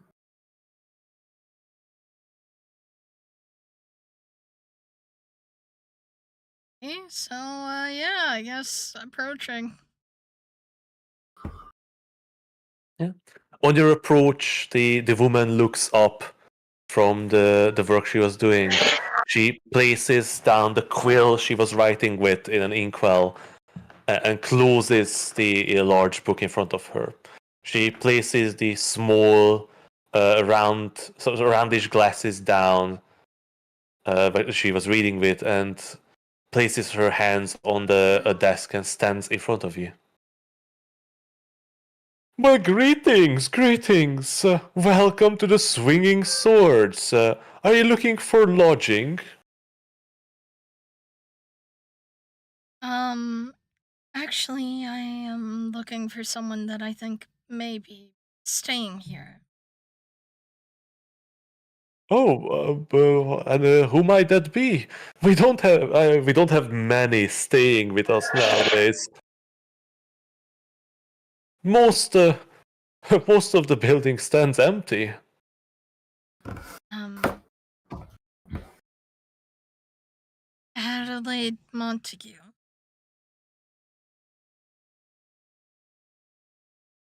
Lady. As you, Adelaide. lady.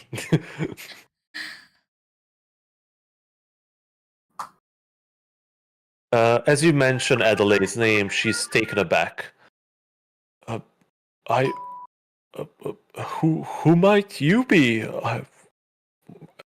Lady Montague's arrival was not supposed to be announced to people. Who might you be? I am Lady Emma Koryak of Waterdeep, and we are Aegis. Oh, And oh, Adelaide says, squeeze. what? Yeah, And Emma just yeah, blushes. boy. Oh, I'm terribly sorry, Lady Koryak. It's been quite a long time since I visited Waterdeep. I did not recognize you. My humble apologies. Are you recognizable, Emma? Like, do people on the street recognize you? She is super recognizable. Yeah, you know. No, I mean, Yo, like, I know, everyone's but heard like, about. as in, like, can individual people pick her out of a crowd? But to be honest, Eladrins are quite rare, and they That's are, true. Yeah. you know, they don't look like normal elves. That's true. She's the weirdo elf from that weirdo family. Yep. But that's the thing, like, you know, it is like the miracle child of the Koryak family was, the top of gossip for basically a decade. And then and then when they stopped talking about Lysander, they were like, "Oh, look, there's an elf there." The thing is, like, when they stopped talking about them having an elf child, the next thing was like, yeah, the elf child just went out and kicked, gnolls for no reason. She went out and stole a griffin egg with a bunch of idiots. I mean, it was tasty, but still. What? No. They thought it was a griffin egg. It was just, like an eagle egg. That's so much better. Not better. Anyway, Hey, poultry is poultry. It is a pleasure to make her acquaintance. I am Kaelessa. Jesus. I need to drink. Hydrate. It's okay, Alexa. I gave her water.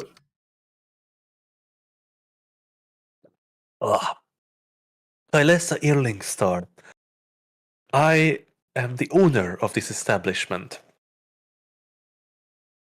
We did not expect you coming here, Lady Koryak. I was under the impression that you were far up north. We heard some worrying rumors about you. About the group you were with falling to that dreadful cult. Hmm. I am so happy that is not the case. The rumors of our demise are greatly exaggerated. But if at all possible, I think it may be best if. There is just talks and memes now. Sorry. But yeah, we're not trying to make a scene. So if you could keep our appearance to yourself as much as possible, that would be greatly helpful. It would truly. She shoots a wide smile at you, Finn, and says, "The swinging swords are full of corridors and cupboards that hold all the secrets of the world." But That's very good to know. Lady Koryak, I do have some bad news for you. You do? Lady Montague is no longer here. You have any idea where she went? Perhaps it's best if you discuss that with Lord Irlingstar. The family is staying on the top floor. They have taken over that entire section of the house. Let me lead you up. Thank you.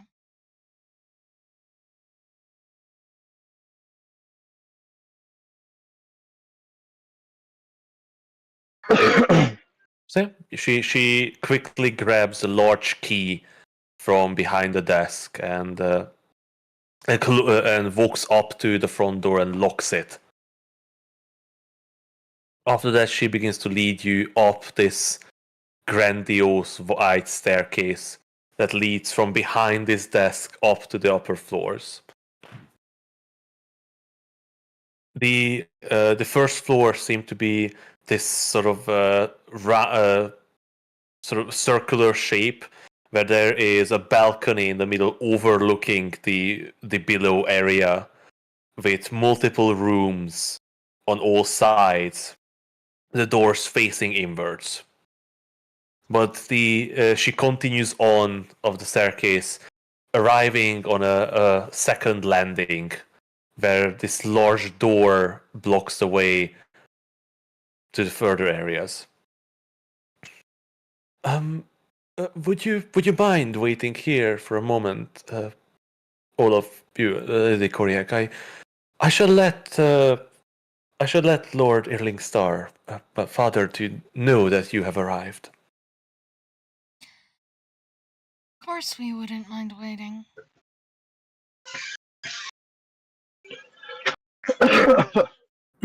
Does it seem like there's something off about this woman, or is this me? It's not just Excuse you, me? bud. It's not just you. But Emma's too fucking kind. Hey, is there something off about this woman? Does it Yeah, feel like she's like What do you mean?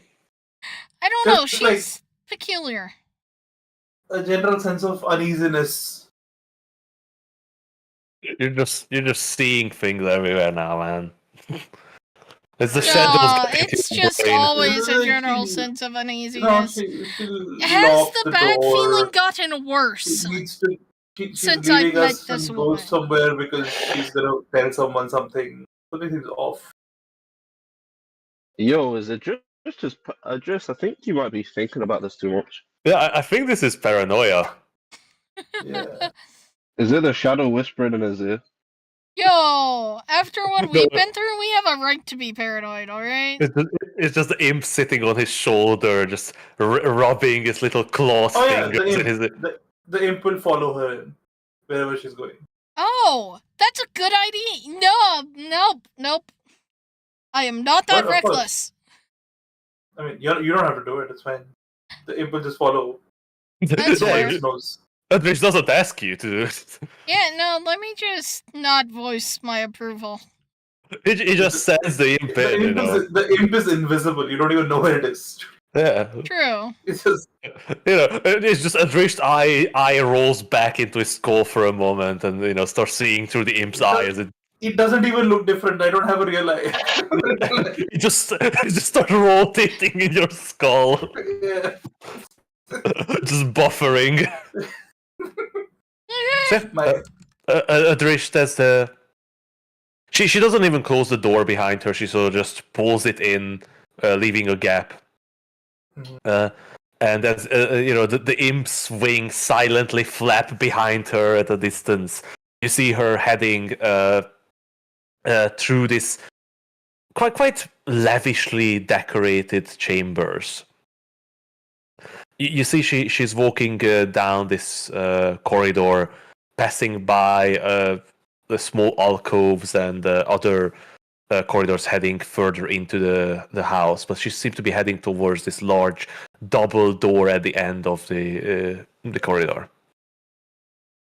Are you going to go close enough? Like, how close are you going to fly to her? I mean, how high is the ceiling? Quite high. It's maybe 12, 14 feet. He's just gonna be crawling on the ceiling. Just gnashing its teeth. Yeah, just like above her. Yeah, but you're making it do that. Yep. You know, it's just a poltergeist. The old ghosts of the ceiling of the attic. But yeah, she She opens the door a tiny bit and slips through and closes it behind her.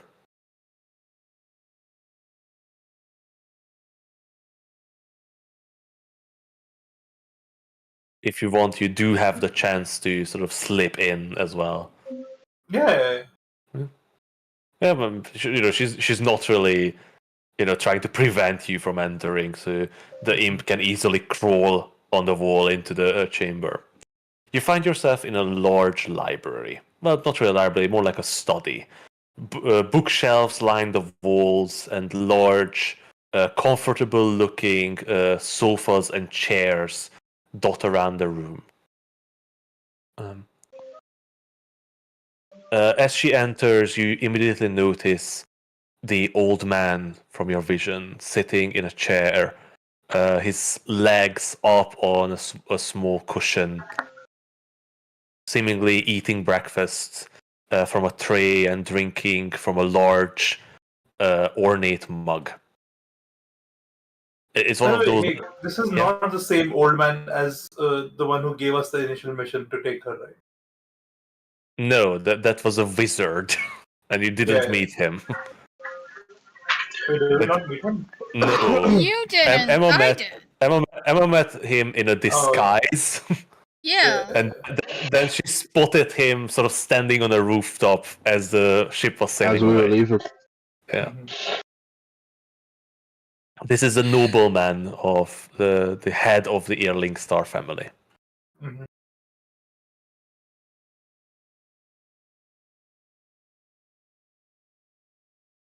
As the woman approaches, he turns to her inquisitively,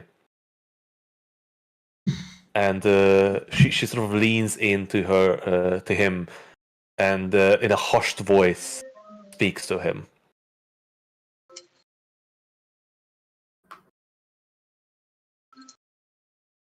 You see the man's expression. Wait, I Sort don't of hear it. sour. Sorry? I don't hear it. No. Oh. Like, the imp is sort of on the ceiling. You would need to go very near to hear, because she is speaking to him in a very harsh tone. Mm-hmm. Okay. But yeah, you watch as his expression sort of sours. He places the mug down on the tray and stands up from the chair. He seems to struggle, but the woman reaches out with a hand and helps him stand up from his seated position. This is quite an old man. Not in Emma's grandfather category, but he's somewhat aged, and maybe did not look after himself the best, or maybe just did not inherit the best genes. Mm-hmm. Anyway, he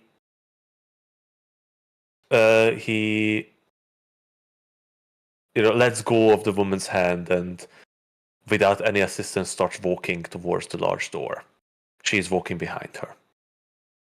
Imp is crawling above them. You hear him says,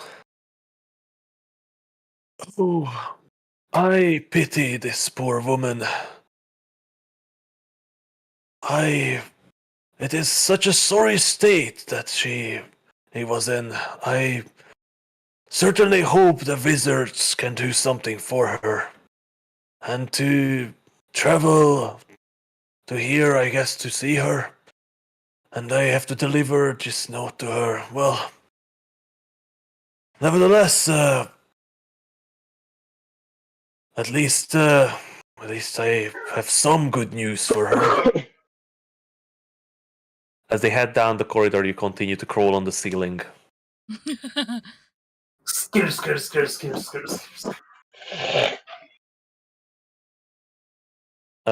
As they reach the large double door, she once again sort of rushes in front of him and swings the door open. That was an odd noise. Isn't that Emma Say it. Scarian?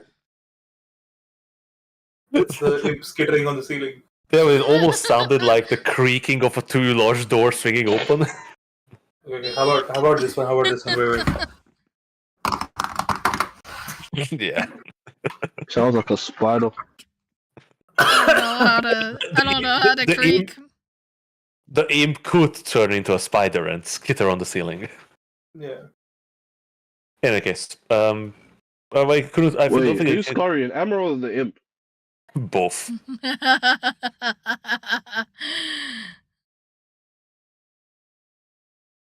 Anyway, so she swings both doors open, and the old man walks out.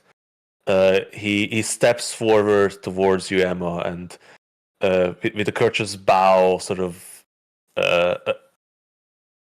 steps in front of you. How do you react? Hello. I bow, I guess. Curtsy. That's the word I'm looking for.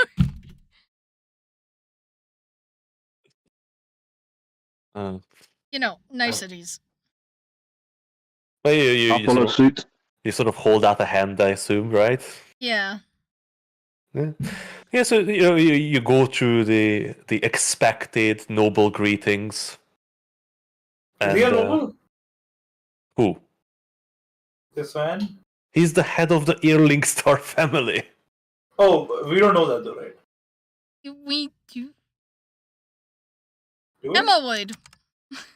Emma would, and also the woman told you. So Oh, did she? Okay. Yeah, Yes. Then we'll.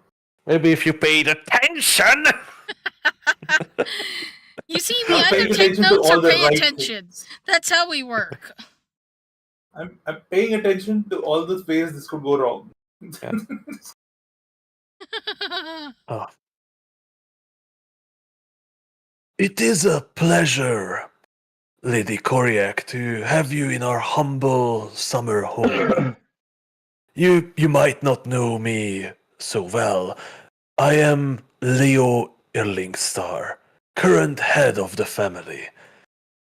Your father is a good friend of mine. It greatly troubles me to hear of his ailments.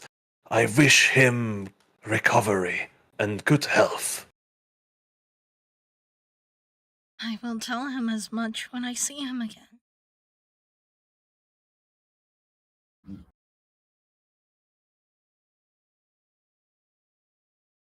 But I have to assume you have not come for simple pleasantries to visit us. Nevertheless, please, join me in my study for a seat and a drink, perhaps. Of course. And your assumption is right. Again, with the blush. And if I understand, the esteemed gentlemen here are the members of Aegis. This group of heroes we hear so much about. I am eternally grateful for your heroic actions. Without your prowess, Waterdeep would still stand in knees deep of the evil of the cult. We are eternally in your depth. And he bows towards the four of you as well. I'll curtsy. What? It, Okay. Hold out a hand. I bow. I love that it just got Idris so off guard. He fucking curtsies. Adrish, what is the traditional Teian nobility's greetings? Is it the handsome on your eye? no, I kind of get on my knees and prostrate myself for the red wizards.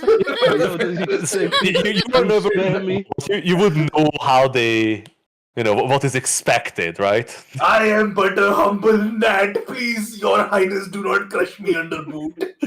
just crawl on the floor, take up licks their boots clean.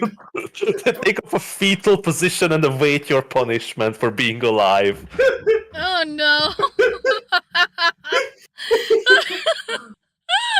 Anyway, Yeah, so that's what I do. nah, God. you're more.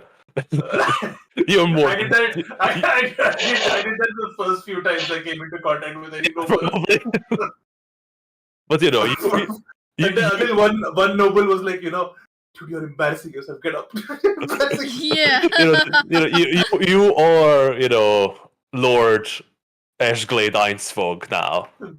But No Maggot buts. Einsfog will never forget. Anyway, they are walking through the hallway with you, and Kylesa sort of talks with. Sorry. I'm sorry, I'm just picturing Adrish. Adrish prostrating. It's just funny, Keep sorry. that in the bedroom with your wife. Oh no. She's a Oh. noble. Oh no. Yep. Or no, I don't think she was a noble. She was just a She's- daughter no, of she was- a very wealthy merchant. No, she was the daughter of a lord, but it wasn't Oh, yeah. fair. Yeah. That's why she disapproved of your marriage, because when you approached, you did that in front of him. Like, what the fuck have you brought to me? This maggot cannot marry my daughter. We're building rich lore here, guys. Anyway, so she is sort of chatting to you. Oh yes, yes, I have heard amazing tales of your deeds. You have, after you saved Waterdeep, I heard you single-handedly defeated an enormous giant that was battering down the walls of Silvery Moon. Is that true? Is that what you've done? No, that was a loose trail. We just kind of helped. Oh, you must be just so humble. We heard tales of your prowess and your immense magic, Lord Einsfog. I actually received note of your appointment as a baron in the kingdom. It's an honor. I was greatly rewarded by Lady Illustrial, but suffice it to say, she did most of the heavy lifting. Literally. Hey, can I ask a question? Yep. What is the Kingdom of the North, and does it all fall There's no under Silvery Moon? No. So basically, the whole area. So Silvery Moon is a city-state, so to say. All of them are city-states. Really. Yeah, but some of their kingdoms, some of their city-states. So Silvery Moon is a city-state, and it has an area of influence. So, like, Kelb is under the influence of Silvery Moon.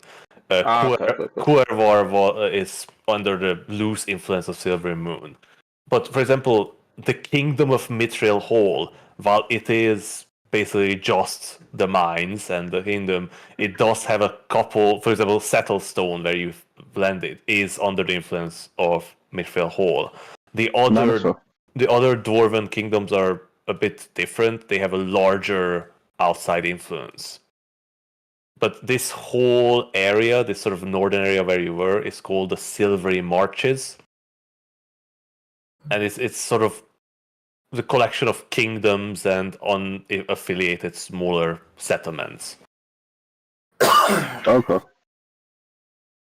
But like Silvery Moon is a very central, very important location. Mm-hmm. Anyway, it's more so like, if I would say like Everlund is a mercantile hub, Silver Moon is like a political and diplomatic center of this area. Okay. Yeah. as you reach the study, Kailessa steps to the side and starts lighting a couple lanterns and candles and stokes the hearth to make the fires roar. Leo sort of gestures to take any seat you wish. That I do. And he seats himself in the same chair that Adrish saw him stood up from.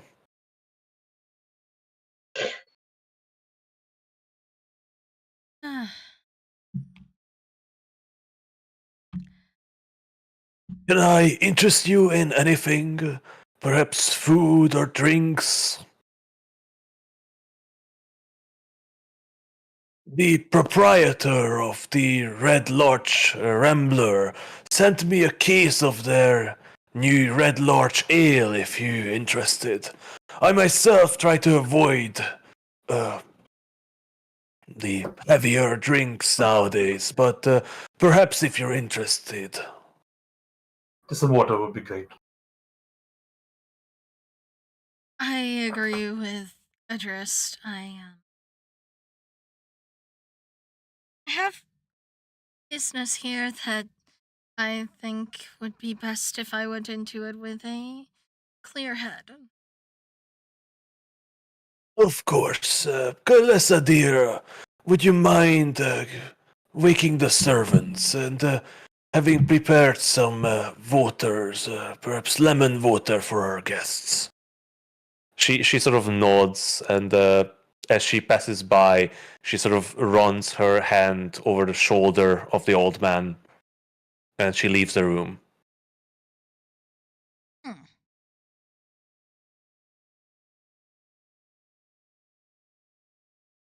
So, The imp follows. of course, So the you're imp not, follows. you're not going to listen to this conversation. You're going to have your mind in the imp's head and follow this Yep. woman. Wow, you are just sussy of everyone, aren't you? As she's I going just to don't want to drink anything that would, leave us in an alternate dimension because we trusted the wrong guy, she's going to the the wrong bathroom. old guy. She's going to the bathroom. Anyway, so back in the room where things are happening, Adrish just sits there, sort of unmoving and unresponsive,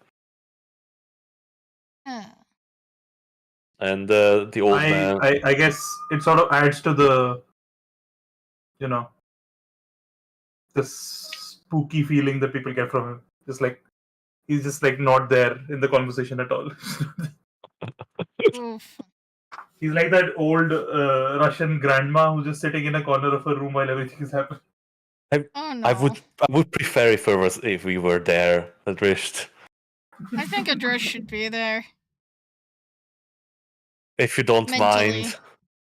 If you don't, I can make the jug be in the corner. All right.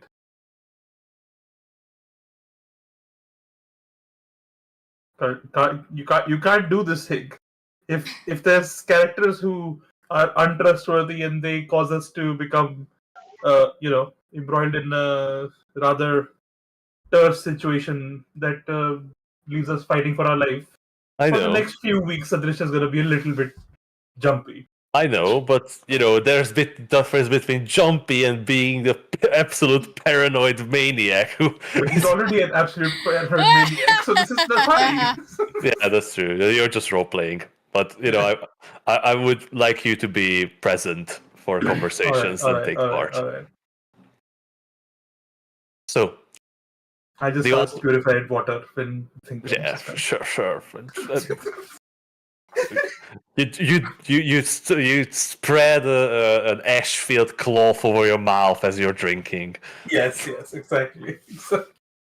You stuff a small metal tube filled with rock, sand, and sediment to filter out anything. So, the old man turns towards you, Emma, and sort of looking at you expectantly. So, I have it. Well, where did you send Adelaide to now? Because we came all the way here, and I don't know, I would very much like to see her. If that's possible. I am sorry about that, Lady Koryak. You see, when Adelaide has arrived with you to Waterdeep, she said that there was some sort of spell in effect with her. She said that her guardian casted a spell on her to protect her while she escaped from Velen. She was not really telling much about why, but of course I trust a I trust a relative to not pry into their own business. And yet the magic was worrying. It was as if she was becoming less and less alive. Not as in dying, of course, but her skin was turning an odd color of white. And cold. The cold, yes, and she seemed to speak less and less, be less active. She just stayed in all day. We first thought it was that she was saddened of your departure, but that was beyond that. After the war against the monstrous creatures that the cult has infested Waterdeep with, we returned to our homes. But with so much death and destruction around, I feared my family would suffer with the city. And we had the option, so we took it. I took my family and Adelaide along outside the city. She was unwilling at first, saying that you might return looking for her, but I managed to convince her, since you have left for the north, you would have to come through Red Larch heading towards Waterdeep, I assumed. But unfortunately, the problems did not stop. She was losing herself, becoming less and less like the girl I knew. And after a while, she stopped eating, speaking to us, or even moving around.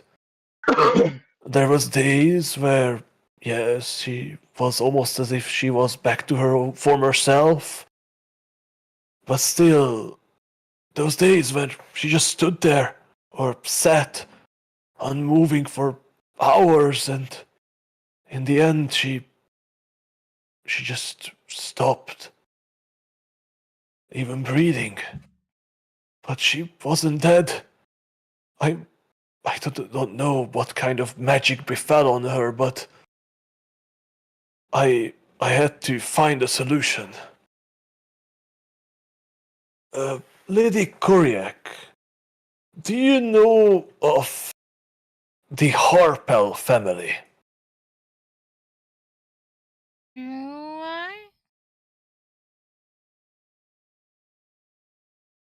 Come on, guys. The name tickles something.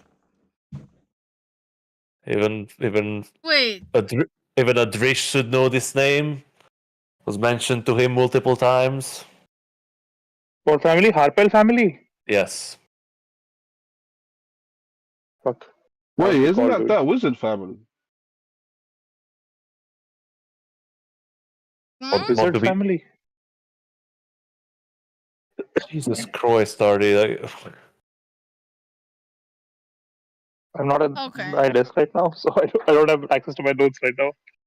It was quite important for Adrish, this family. Harpel family? And I think you completely forgot about this. So I I think I must have completely forgotten about it. you will need to be reminded because this is quite fucking important for Adrish. Get those notes. So it'll take me like 5 minutes. Yeah. Eh, Yes, I... I know they are known to be eccentric and somewhat Yeah, haphazard. hey, it's that crazy wizard family, right? Yeah, but Yeah, the ones that are dubbed like embarrassment or like, as you said, eccentric. They're oddities. yeah, but there was a very important detail for Adrish that I think he completely forgot. Ooh, you just say it, it's fine. Well, Adrish, when you were in Silvery Moon and you were talking with the professors, you had a big question to them. And they were willing to look into that for you. And after, a couple days of researching, they provided you with a certain set of information that was regarding Oh, a certain traveling to Harpal. the. Oh, this was regarding traveling to the ethereal plane. Yes. Okay. I seem to recall something. You know, Oh, I don't remember the name though. where you want to go. I don't Anyway, just want to go there, Hig. sorry? I was playing. Continue. Anyway. But while there's not many with magical knowledge nowadays who is reliable to begin with. And even though their reputation is not the best, I didn't see where else I would turn. So I sent a messenger for them. With, describing what sort of situation Adelaide's in and requesting their utmost discretion.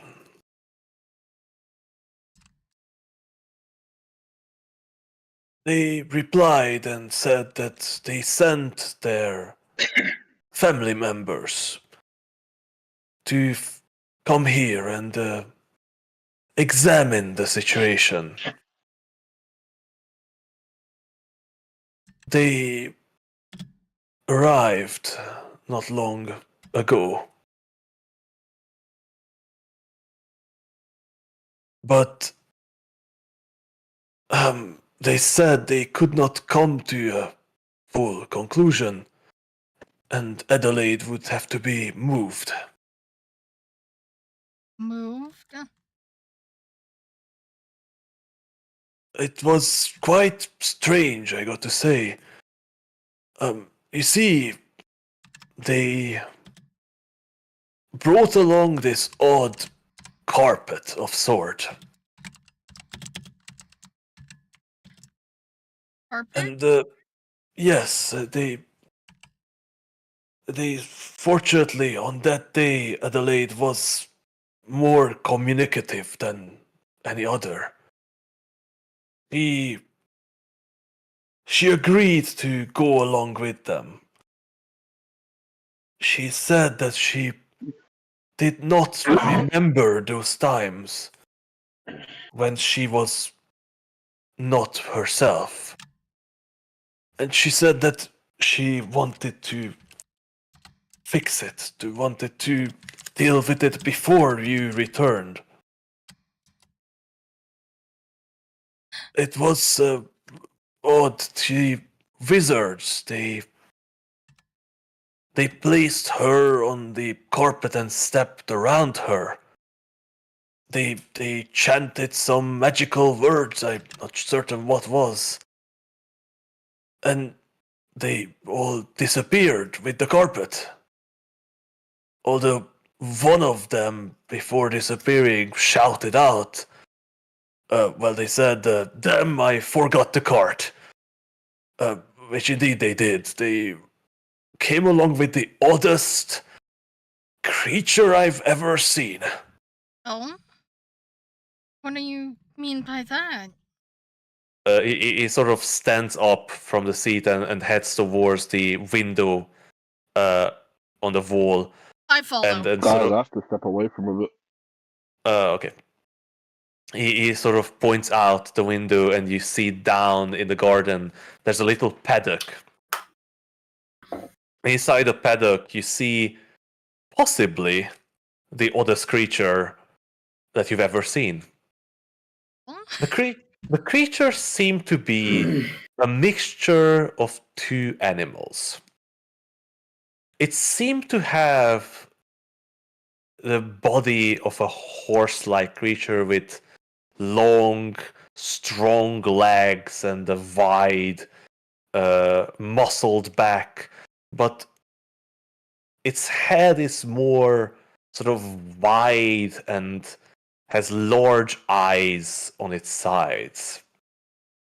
Instead of regular horse fur, the creatures seem to have this spotted, greenish, almost leathery skin Oh, with its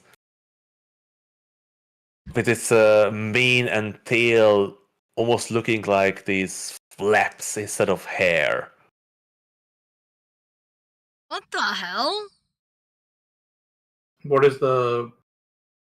That's the creature, but was there a what was a What cart? the fuck? Frog horse? God, that's cursed. That is cursed. Oh my god, that's... I mean, I kind of want to touch it, but it's cursed.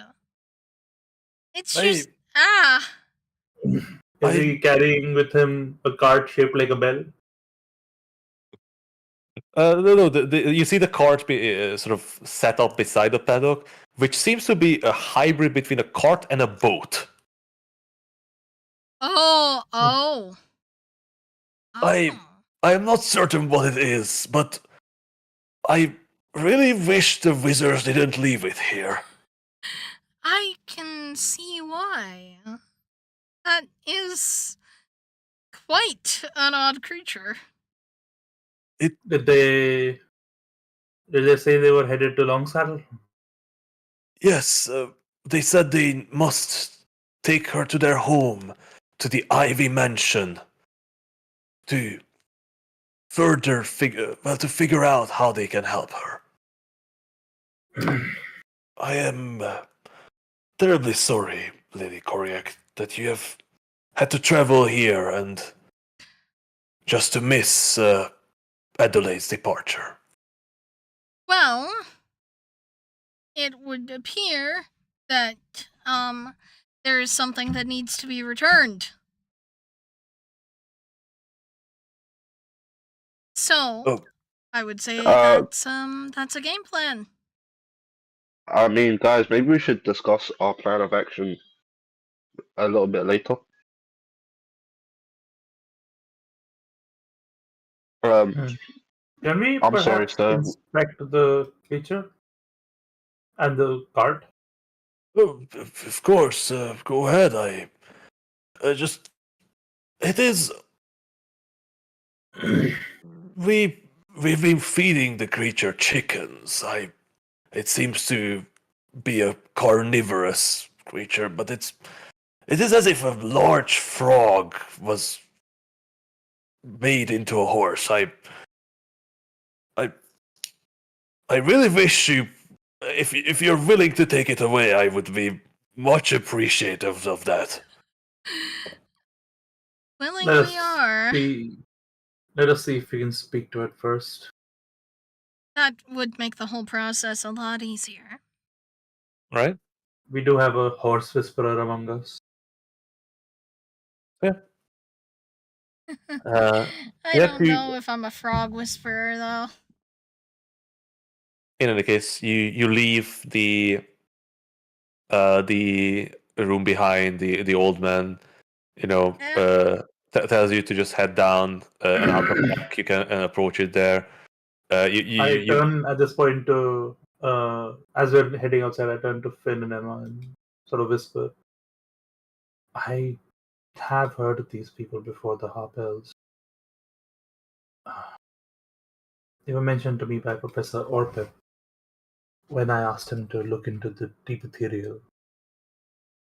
Oh, He that's mentioned mildly concerning. he mentioned a book by a man called Delroy Harpel.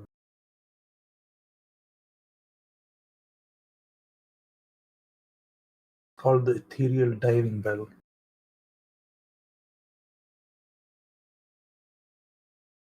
Perhaps this would be our chance to finally look into that a little bit. Perhaps. A boat and a cart and a horse that looks like a frog. Yeah. I wonder.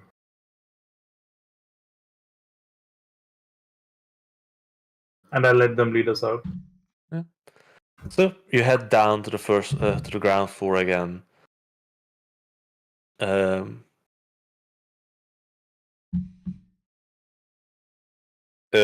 find Kailessa back at the desk. You see a couple more people now came down from their rooms, and you see a couple servants walking around, putting down freshly baked breads and breakfast items on their tables. But you head out into to the back. As you step out into the courtyard, you sort of see this creature raise its head, this weird, long, thick neck and odd frog face towards you, and you see its huge yellow orb-like eyes blink at you, and it make a sort of noise like. No, it's like. Or I don't know, something like that. That I shit don't is know. cursed. It's cursed. I told you. Cursed frog horse.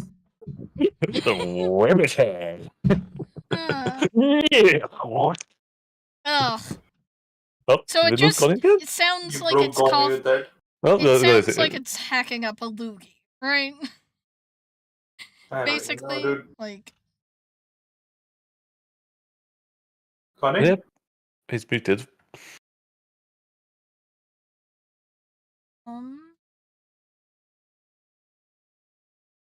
Connie? Connie?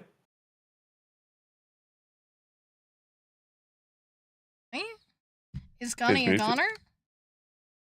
What? He goner. Anyway, you approach the frog horse.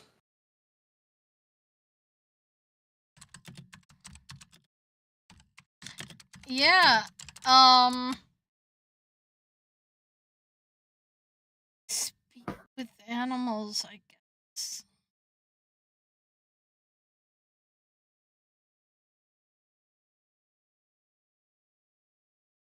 Hi.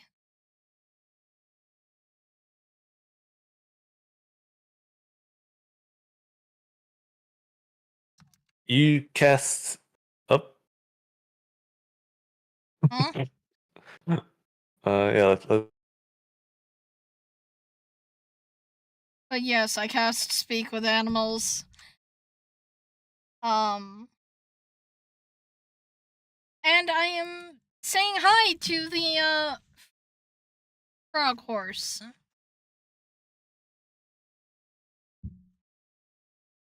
And asking them what their name is. You cast your magic to be able to communicate with animals, but even as you cast it, you feel that there is no connection with this creature. Okay. Okay. That's It seems- terrifying. It's not a beast. That's all it is. Yeah. That means it's probably like an aberration. Which scares me. I cast detect magic. Okay. Oh. Does I it have throw up a- anything on the horse or the cart? Yeah, the cards seem to be magical in some ways. It is What kind of magic? it has some sort of abjuration magic Mm-hmm. to it, and the creature seems magical in nature, I guess. Mm-hmm. I have a dumb idea. Mm-hmm. Do we think this thing would let me touch it? Without trying to eat me? Maybe? Because... Does it look aggressive? Well, I mean, they said it was carnivorous. Yeah, but does it look aggressive to us? Give me an animal handling check. Just see if you can assess the creature's nature, so to My say. great animal handling. Okay. Jesus! The frog horse whisperer is here. The creature is entirely alien. You have no idea where to even look. To be honest, it looks mostly frog in nature and body horse. So you're trying to look for horse body language and the expression of a frog. But it's not stomping. It's weird frog hooves. It's True. not really. It's not bellowing its neck sack. Do we have somebody with tongues?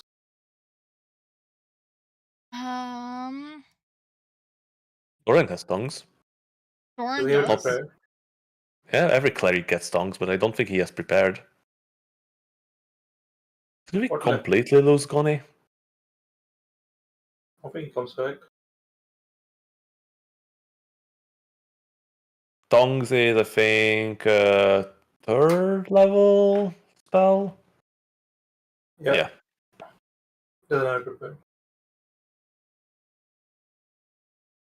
Not like the thing is speaking anyway, right?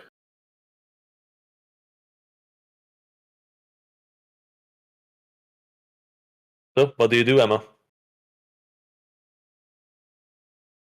You were saying that you're going to approach the creature, right? Touch it? Yeah. Just curious now if it'll, let me and what it feels like. Also, I need to stay touching it for a minute because, identify has an effect on creatures. Ooh, Yeah, that's true. Yeah, you can see if it is under Yeah, and there's a no magical way I'm spell, right? ritualing this one. And Just touch it for 10 minutes. if you instead touch a creature throughout the casting, you learn what spells, if any, are currently affecting it. Might as well give it a shot. Huh? Oh god. Oh god. I'm gonna go up to the creature and try to walk up to it and just like calm it down so Emma can touch it. That's Emma's already touching it. Emma, can you give me an animal handling check as well? Can I assist with that? I'll say you can assist it. So you can roll with advantage. Are you proficient in animal handling, Adrish? I'm not. Yeah, but you rolled a 20, so I'll give it to you. Alright. I needed that. Advantage. Oh my god, what the fuck?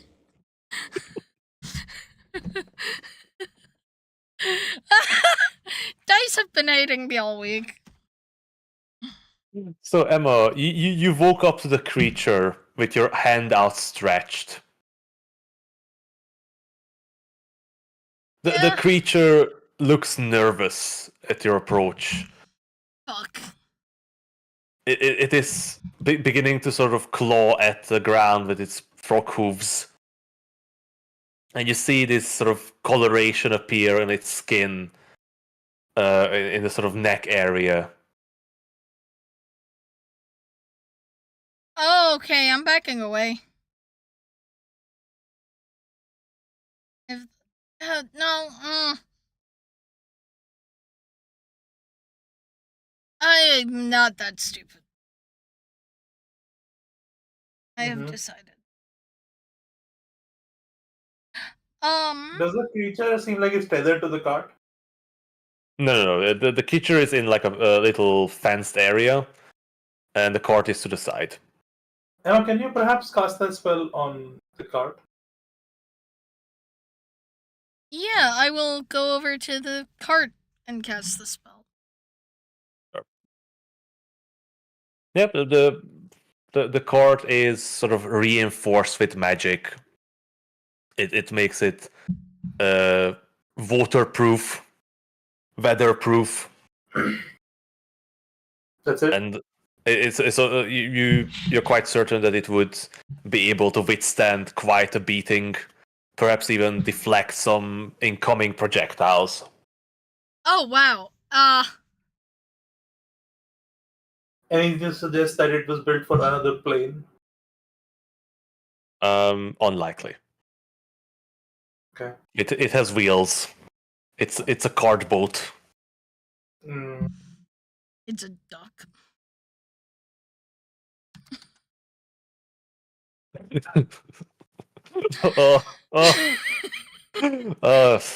Bad thoughts go away. What the? Just for a moment, I thought the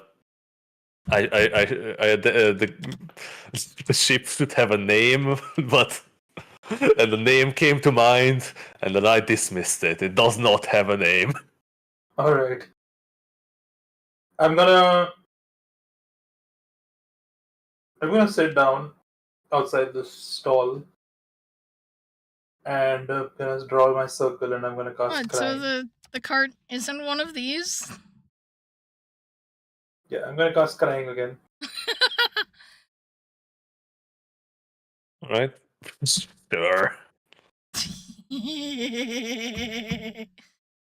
That's what popped into my head. All right, I'm up. What are you doing? Hmm. How are you going to appease Froggy Horse? How does Froggy look?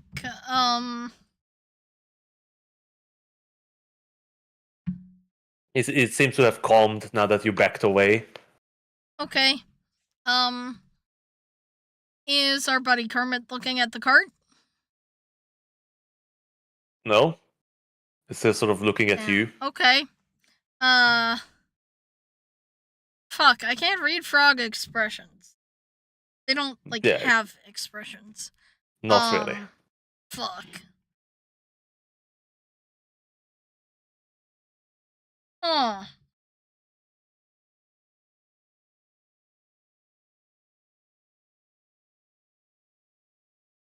What happens if I start, getting the cart sort of ready? I don't know exactly what that would entail, which is why I'm asking. Like, what do you mean? Are you going to try to pull the cart towards the horse? Maybe. You're gonna try to hitch the horse? Maybe. I don't know what to do. But that's the question. Like, when you try to approach the horse, it's started to get not really aggressive, but more cautious and sort of anxious about you. Perhaps let me get a beat on her location first. That's a good idea. I'm gonna cast cry. All right. Give me that divine guidance roll then. Divine guidance.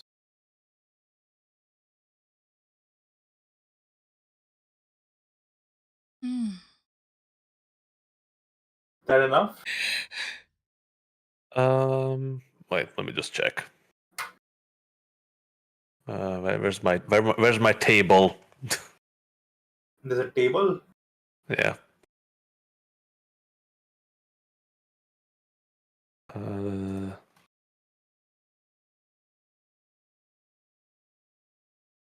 no, unfortunately, that's not enough. Alright, Sky fails. Fortunately, your magical connection is not strong. Is interrupted by the magical anomaly. Alright, that doesn't seem to be working. I'm gonna get up and approach the horse and try to get close enough where I can, like, sort of pat him on the neck or something, like I would a horse. Right. I Give hope me that's similar. another animal handling check. God.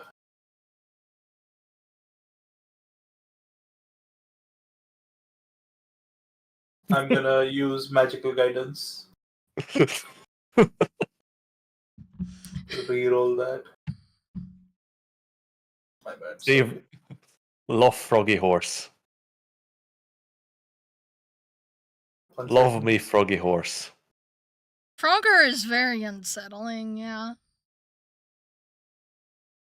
Come on, dude. Like, I feel like it's a case of Can I bet my luck? he's more scared of Yeah, of us course. than we are of him, which is terrifying. I'm gonna bet my luck.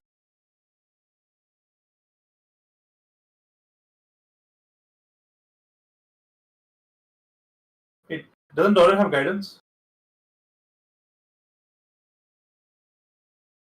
Yeah, you should. Okay, let's see if this works, then we'll worry about that. Yeah, that's a success. You can re-roll your. I'm gonna ask Doran for guidance. Sure. Please, Doran, help me. Plus guidance. Come on. 15. Yeah, Adrish, you cautiously approach the froggy horse with your hand outstretched, ready to jump back if it would lash out at you or try to kick you, and the frog creature sort of cautiously moves towards you. It's sort of moving its neck back and forth. You watch the coloration change on its neck and it seem to puff itself up a bit as it approaches, but as it reaches you, it sort of pushes its weird froggy face against your hand. It's cold to the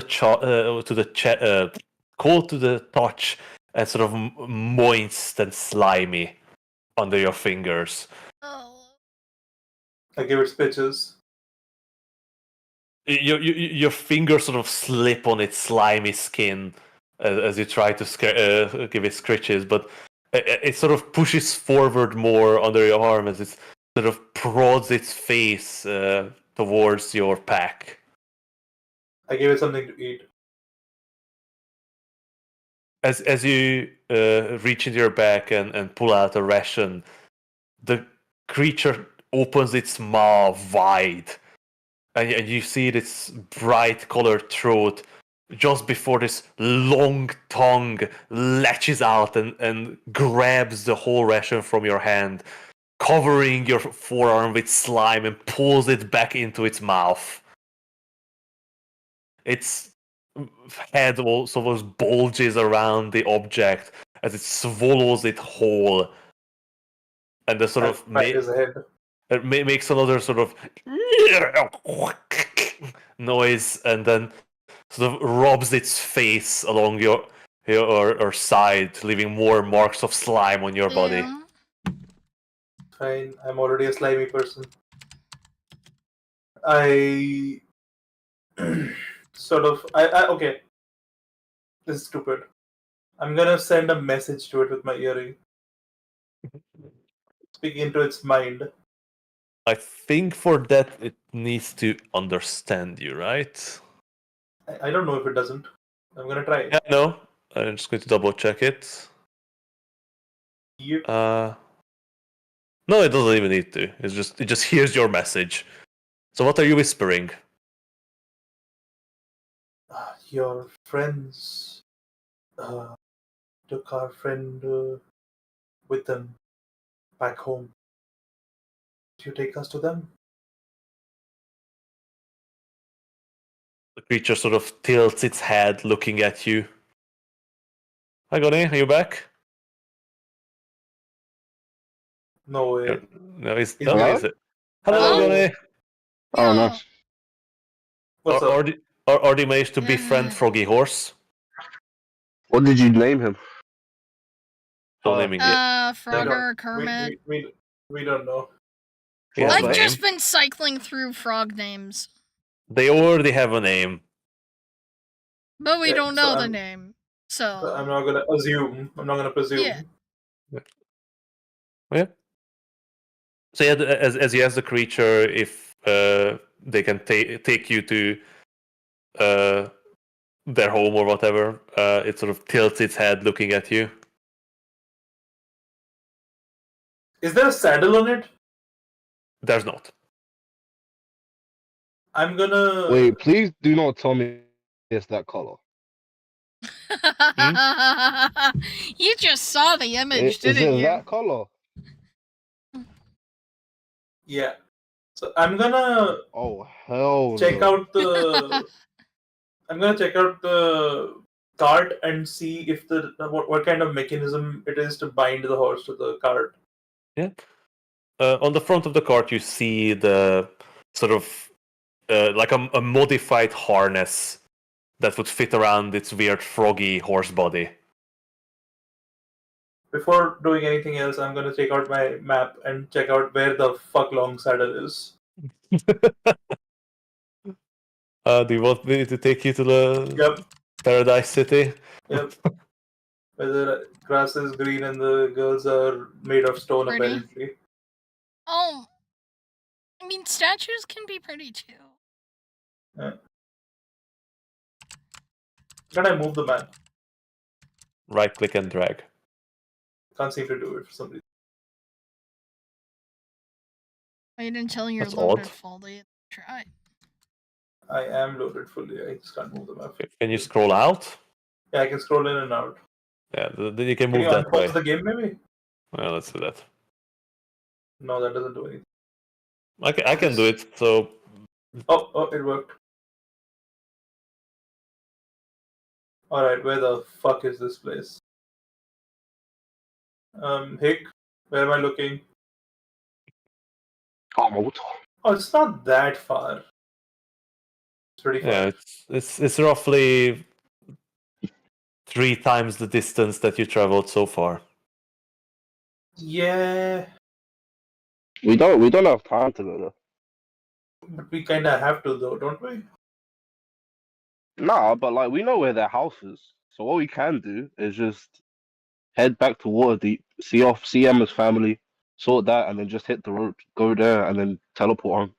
Or yeah, transportation circle back to Kelp. The thing is, like, they're taking her there to do something. What if something goes wrong? Or what if they need Ooh. something? What I don't if? know. Ultimately, it's Emma's call. Mm, This is. Well, I mean, this really comes down to whether or not Emma, do you want to go back to Waterdeep, or do you want us to go and Also, we added- remember, Connie, cool frog horse. Maybe we can. Maybe. hey, maybe what does it feel like? Oh, the horse? Yes. Cold and slimy. Oh, okay. Okay. What if it could get us there super fast? I. Because I- it's- What I'm saying is Emma needs to choose an Mm. order for how we're gonna do things. I didn't give Liliana a date for when I would be back. I just said I would. Emma, did you forget about your mother visiting? Oh shit, that's right.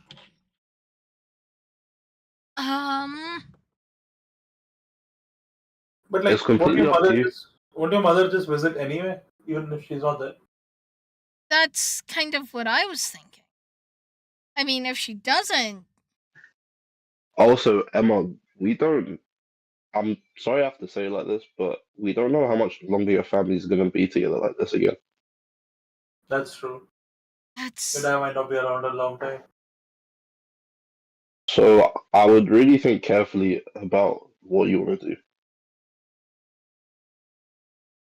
I think we should go back to Waterdeep and see my family so that I can say what might be my final goodbyes to my dad. That is decided. We. But I don't want to leave him here. Can we take Frog Horse with us? I like Frog Horse. Does the Lord, what's his face, mind? No, he wants it gone. He wants it gone, bro. Specifically ask you to take it to bring it away.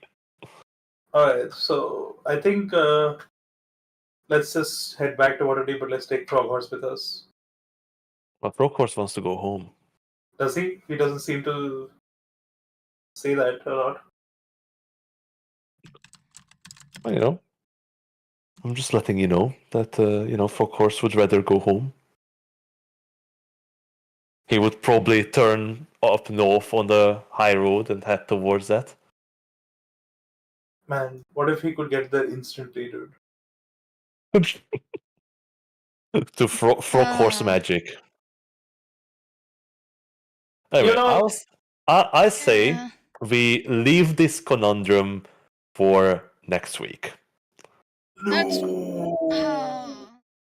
Think about it, figure it out. Let's ride Frog Horse. What if Emma wants to go to Waterdeep or see Adelaide? Yeah. So But, like, hey, you get my point, though, right? yeah. So the thing is, I would say that so you do not know, if like what is the status of your father going to be. Mhm. It is possible that by the time you get back, he's dead. It is also possible that he's going to be like that for months. Exactly. It is also possible that he's going to recover. So Is it? Yeah, we have no idea. Do we have an idea of if there's anyone or any way we could treat him?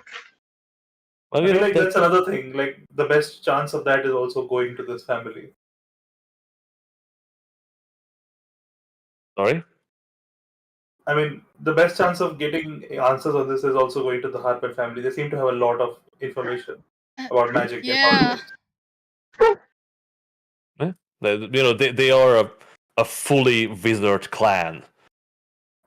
Oh no, I can't keep looking at this image on Wednesdays. Yeah. And also, if you continue north, maybe you come across the grinning ponies along the way. No, the best. Like I absolutely leave it up to you guys, but I would say yes, we can absolutely go back to Waterdeep, but I no spoilers in a sense, but there's not going to be a swift status quo change there right now. Mhm. So things are changing slowly there. Can we say that we skip 2 days, go back to Waterdeep, skip 2 more days, come back? No. Alright. Why? Because the grinning ponies aren't going to be around if we do all of that, huh, Hig? Time matters, Connie. Time I think- matters. I think the world is leading us north, Connie. No, so please think about it. We can make a decision. Like, I absolutely support you guys going back to Waterdeep. We can go that way. We can figure it out. Maybe you can figure out a better way to travel to Longsaddle from there. Also, we can technically take the horses through the teleportation circle. There's nothing to say Yes, they can't. you just can't take the carts. I don't think so. Yeah, that wouldn't fit. But yeah, you could technically take the horses with Yeah, you. like, I'm sure the cart isn't that important, right? It's only a luxury cart. Yeah. Can we take Frog Horse? Anyway, so yeah, think about that. And also, Adrish, give me a last perception check. For Frog Horse? No, just in general. God damn it! Now I wish I hadn't used. I needed to use that thing. Perception check. Guide me, Doran.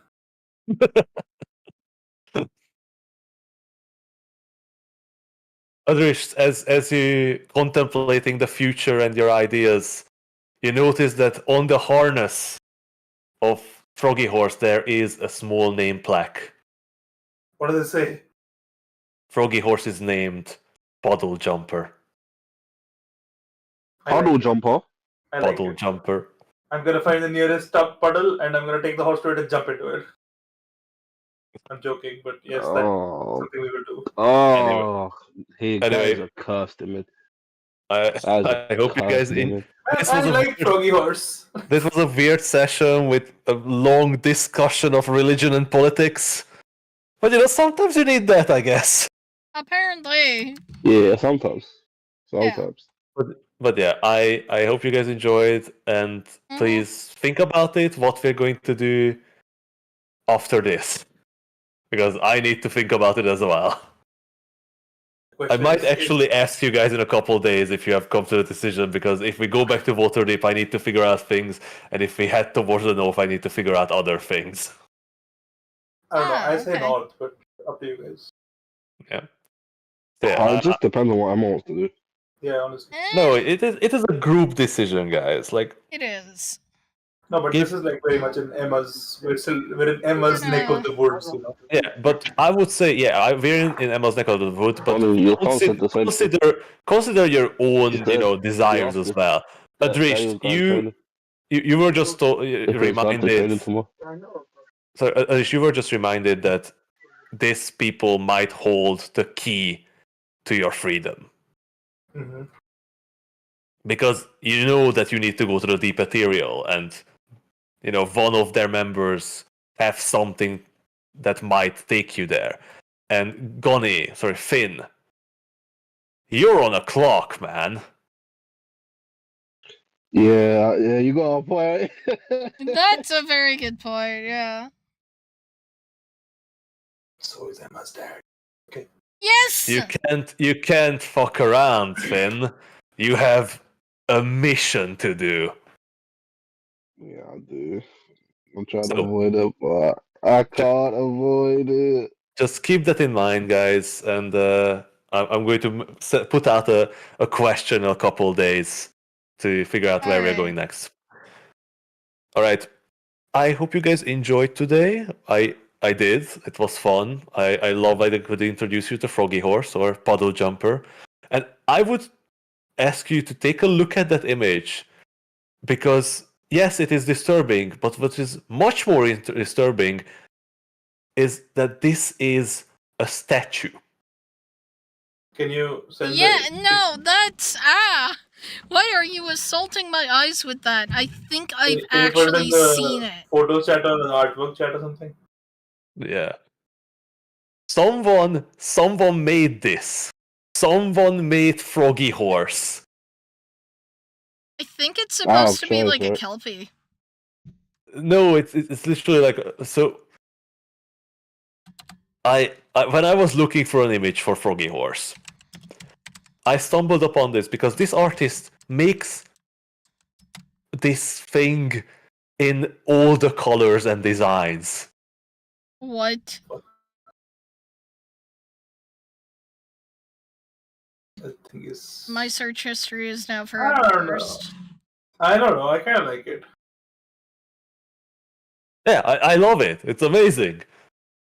I'm going to have nightmares about it, and I also do need to end the stream.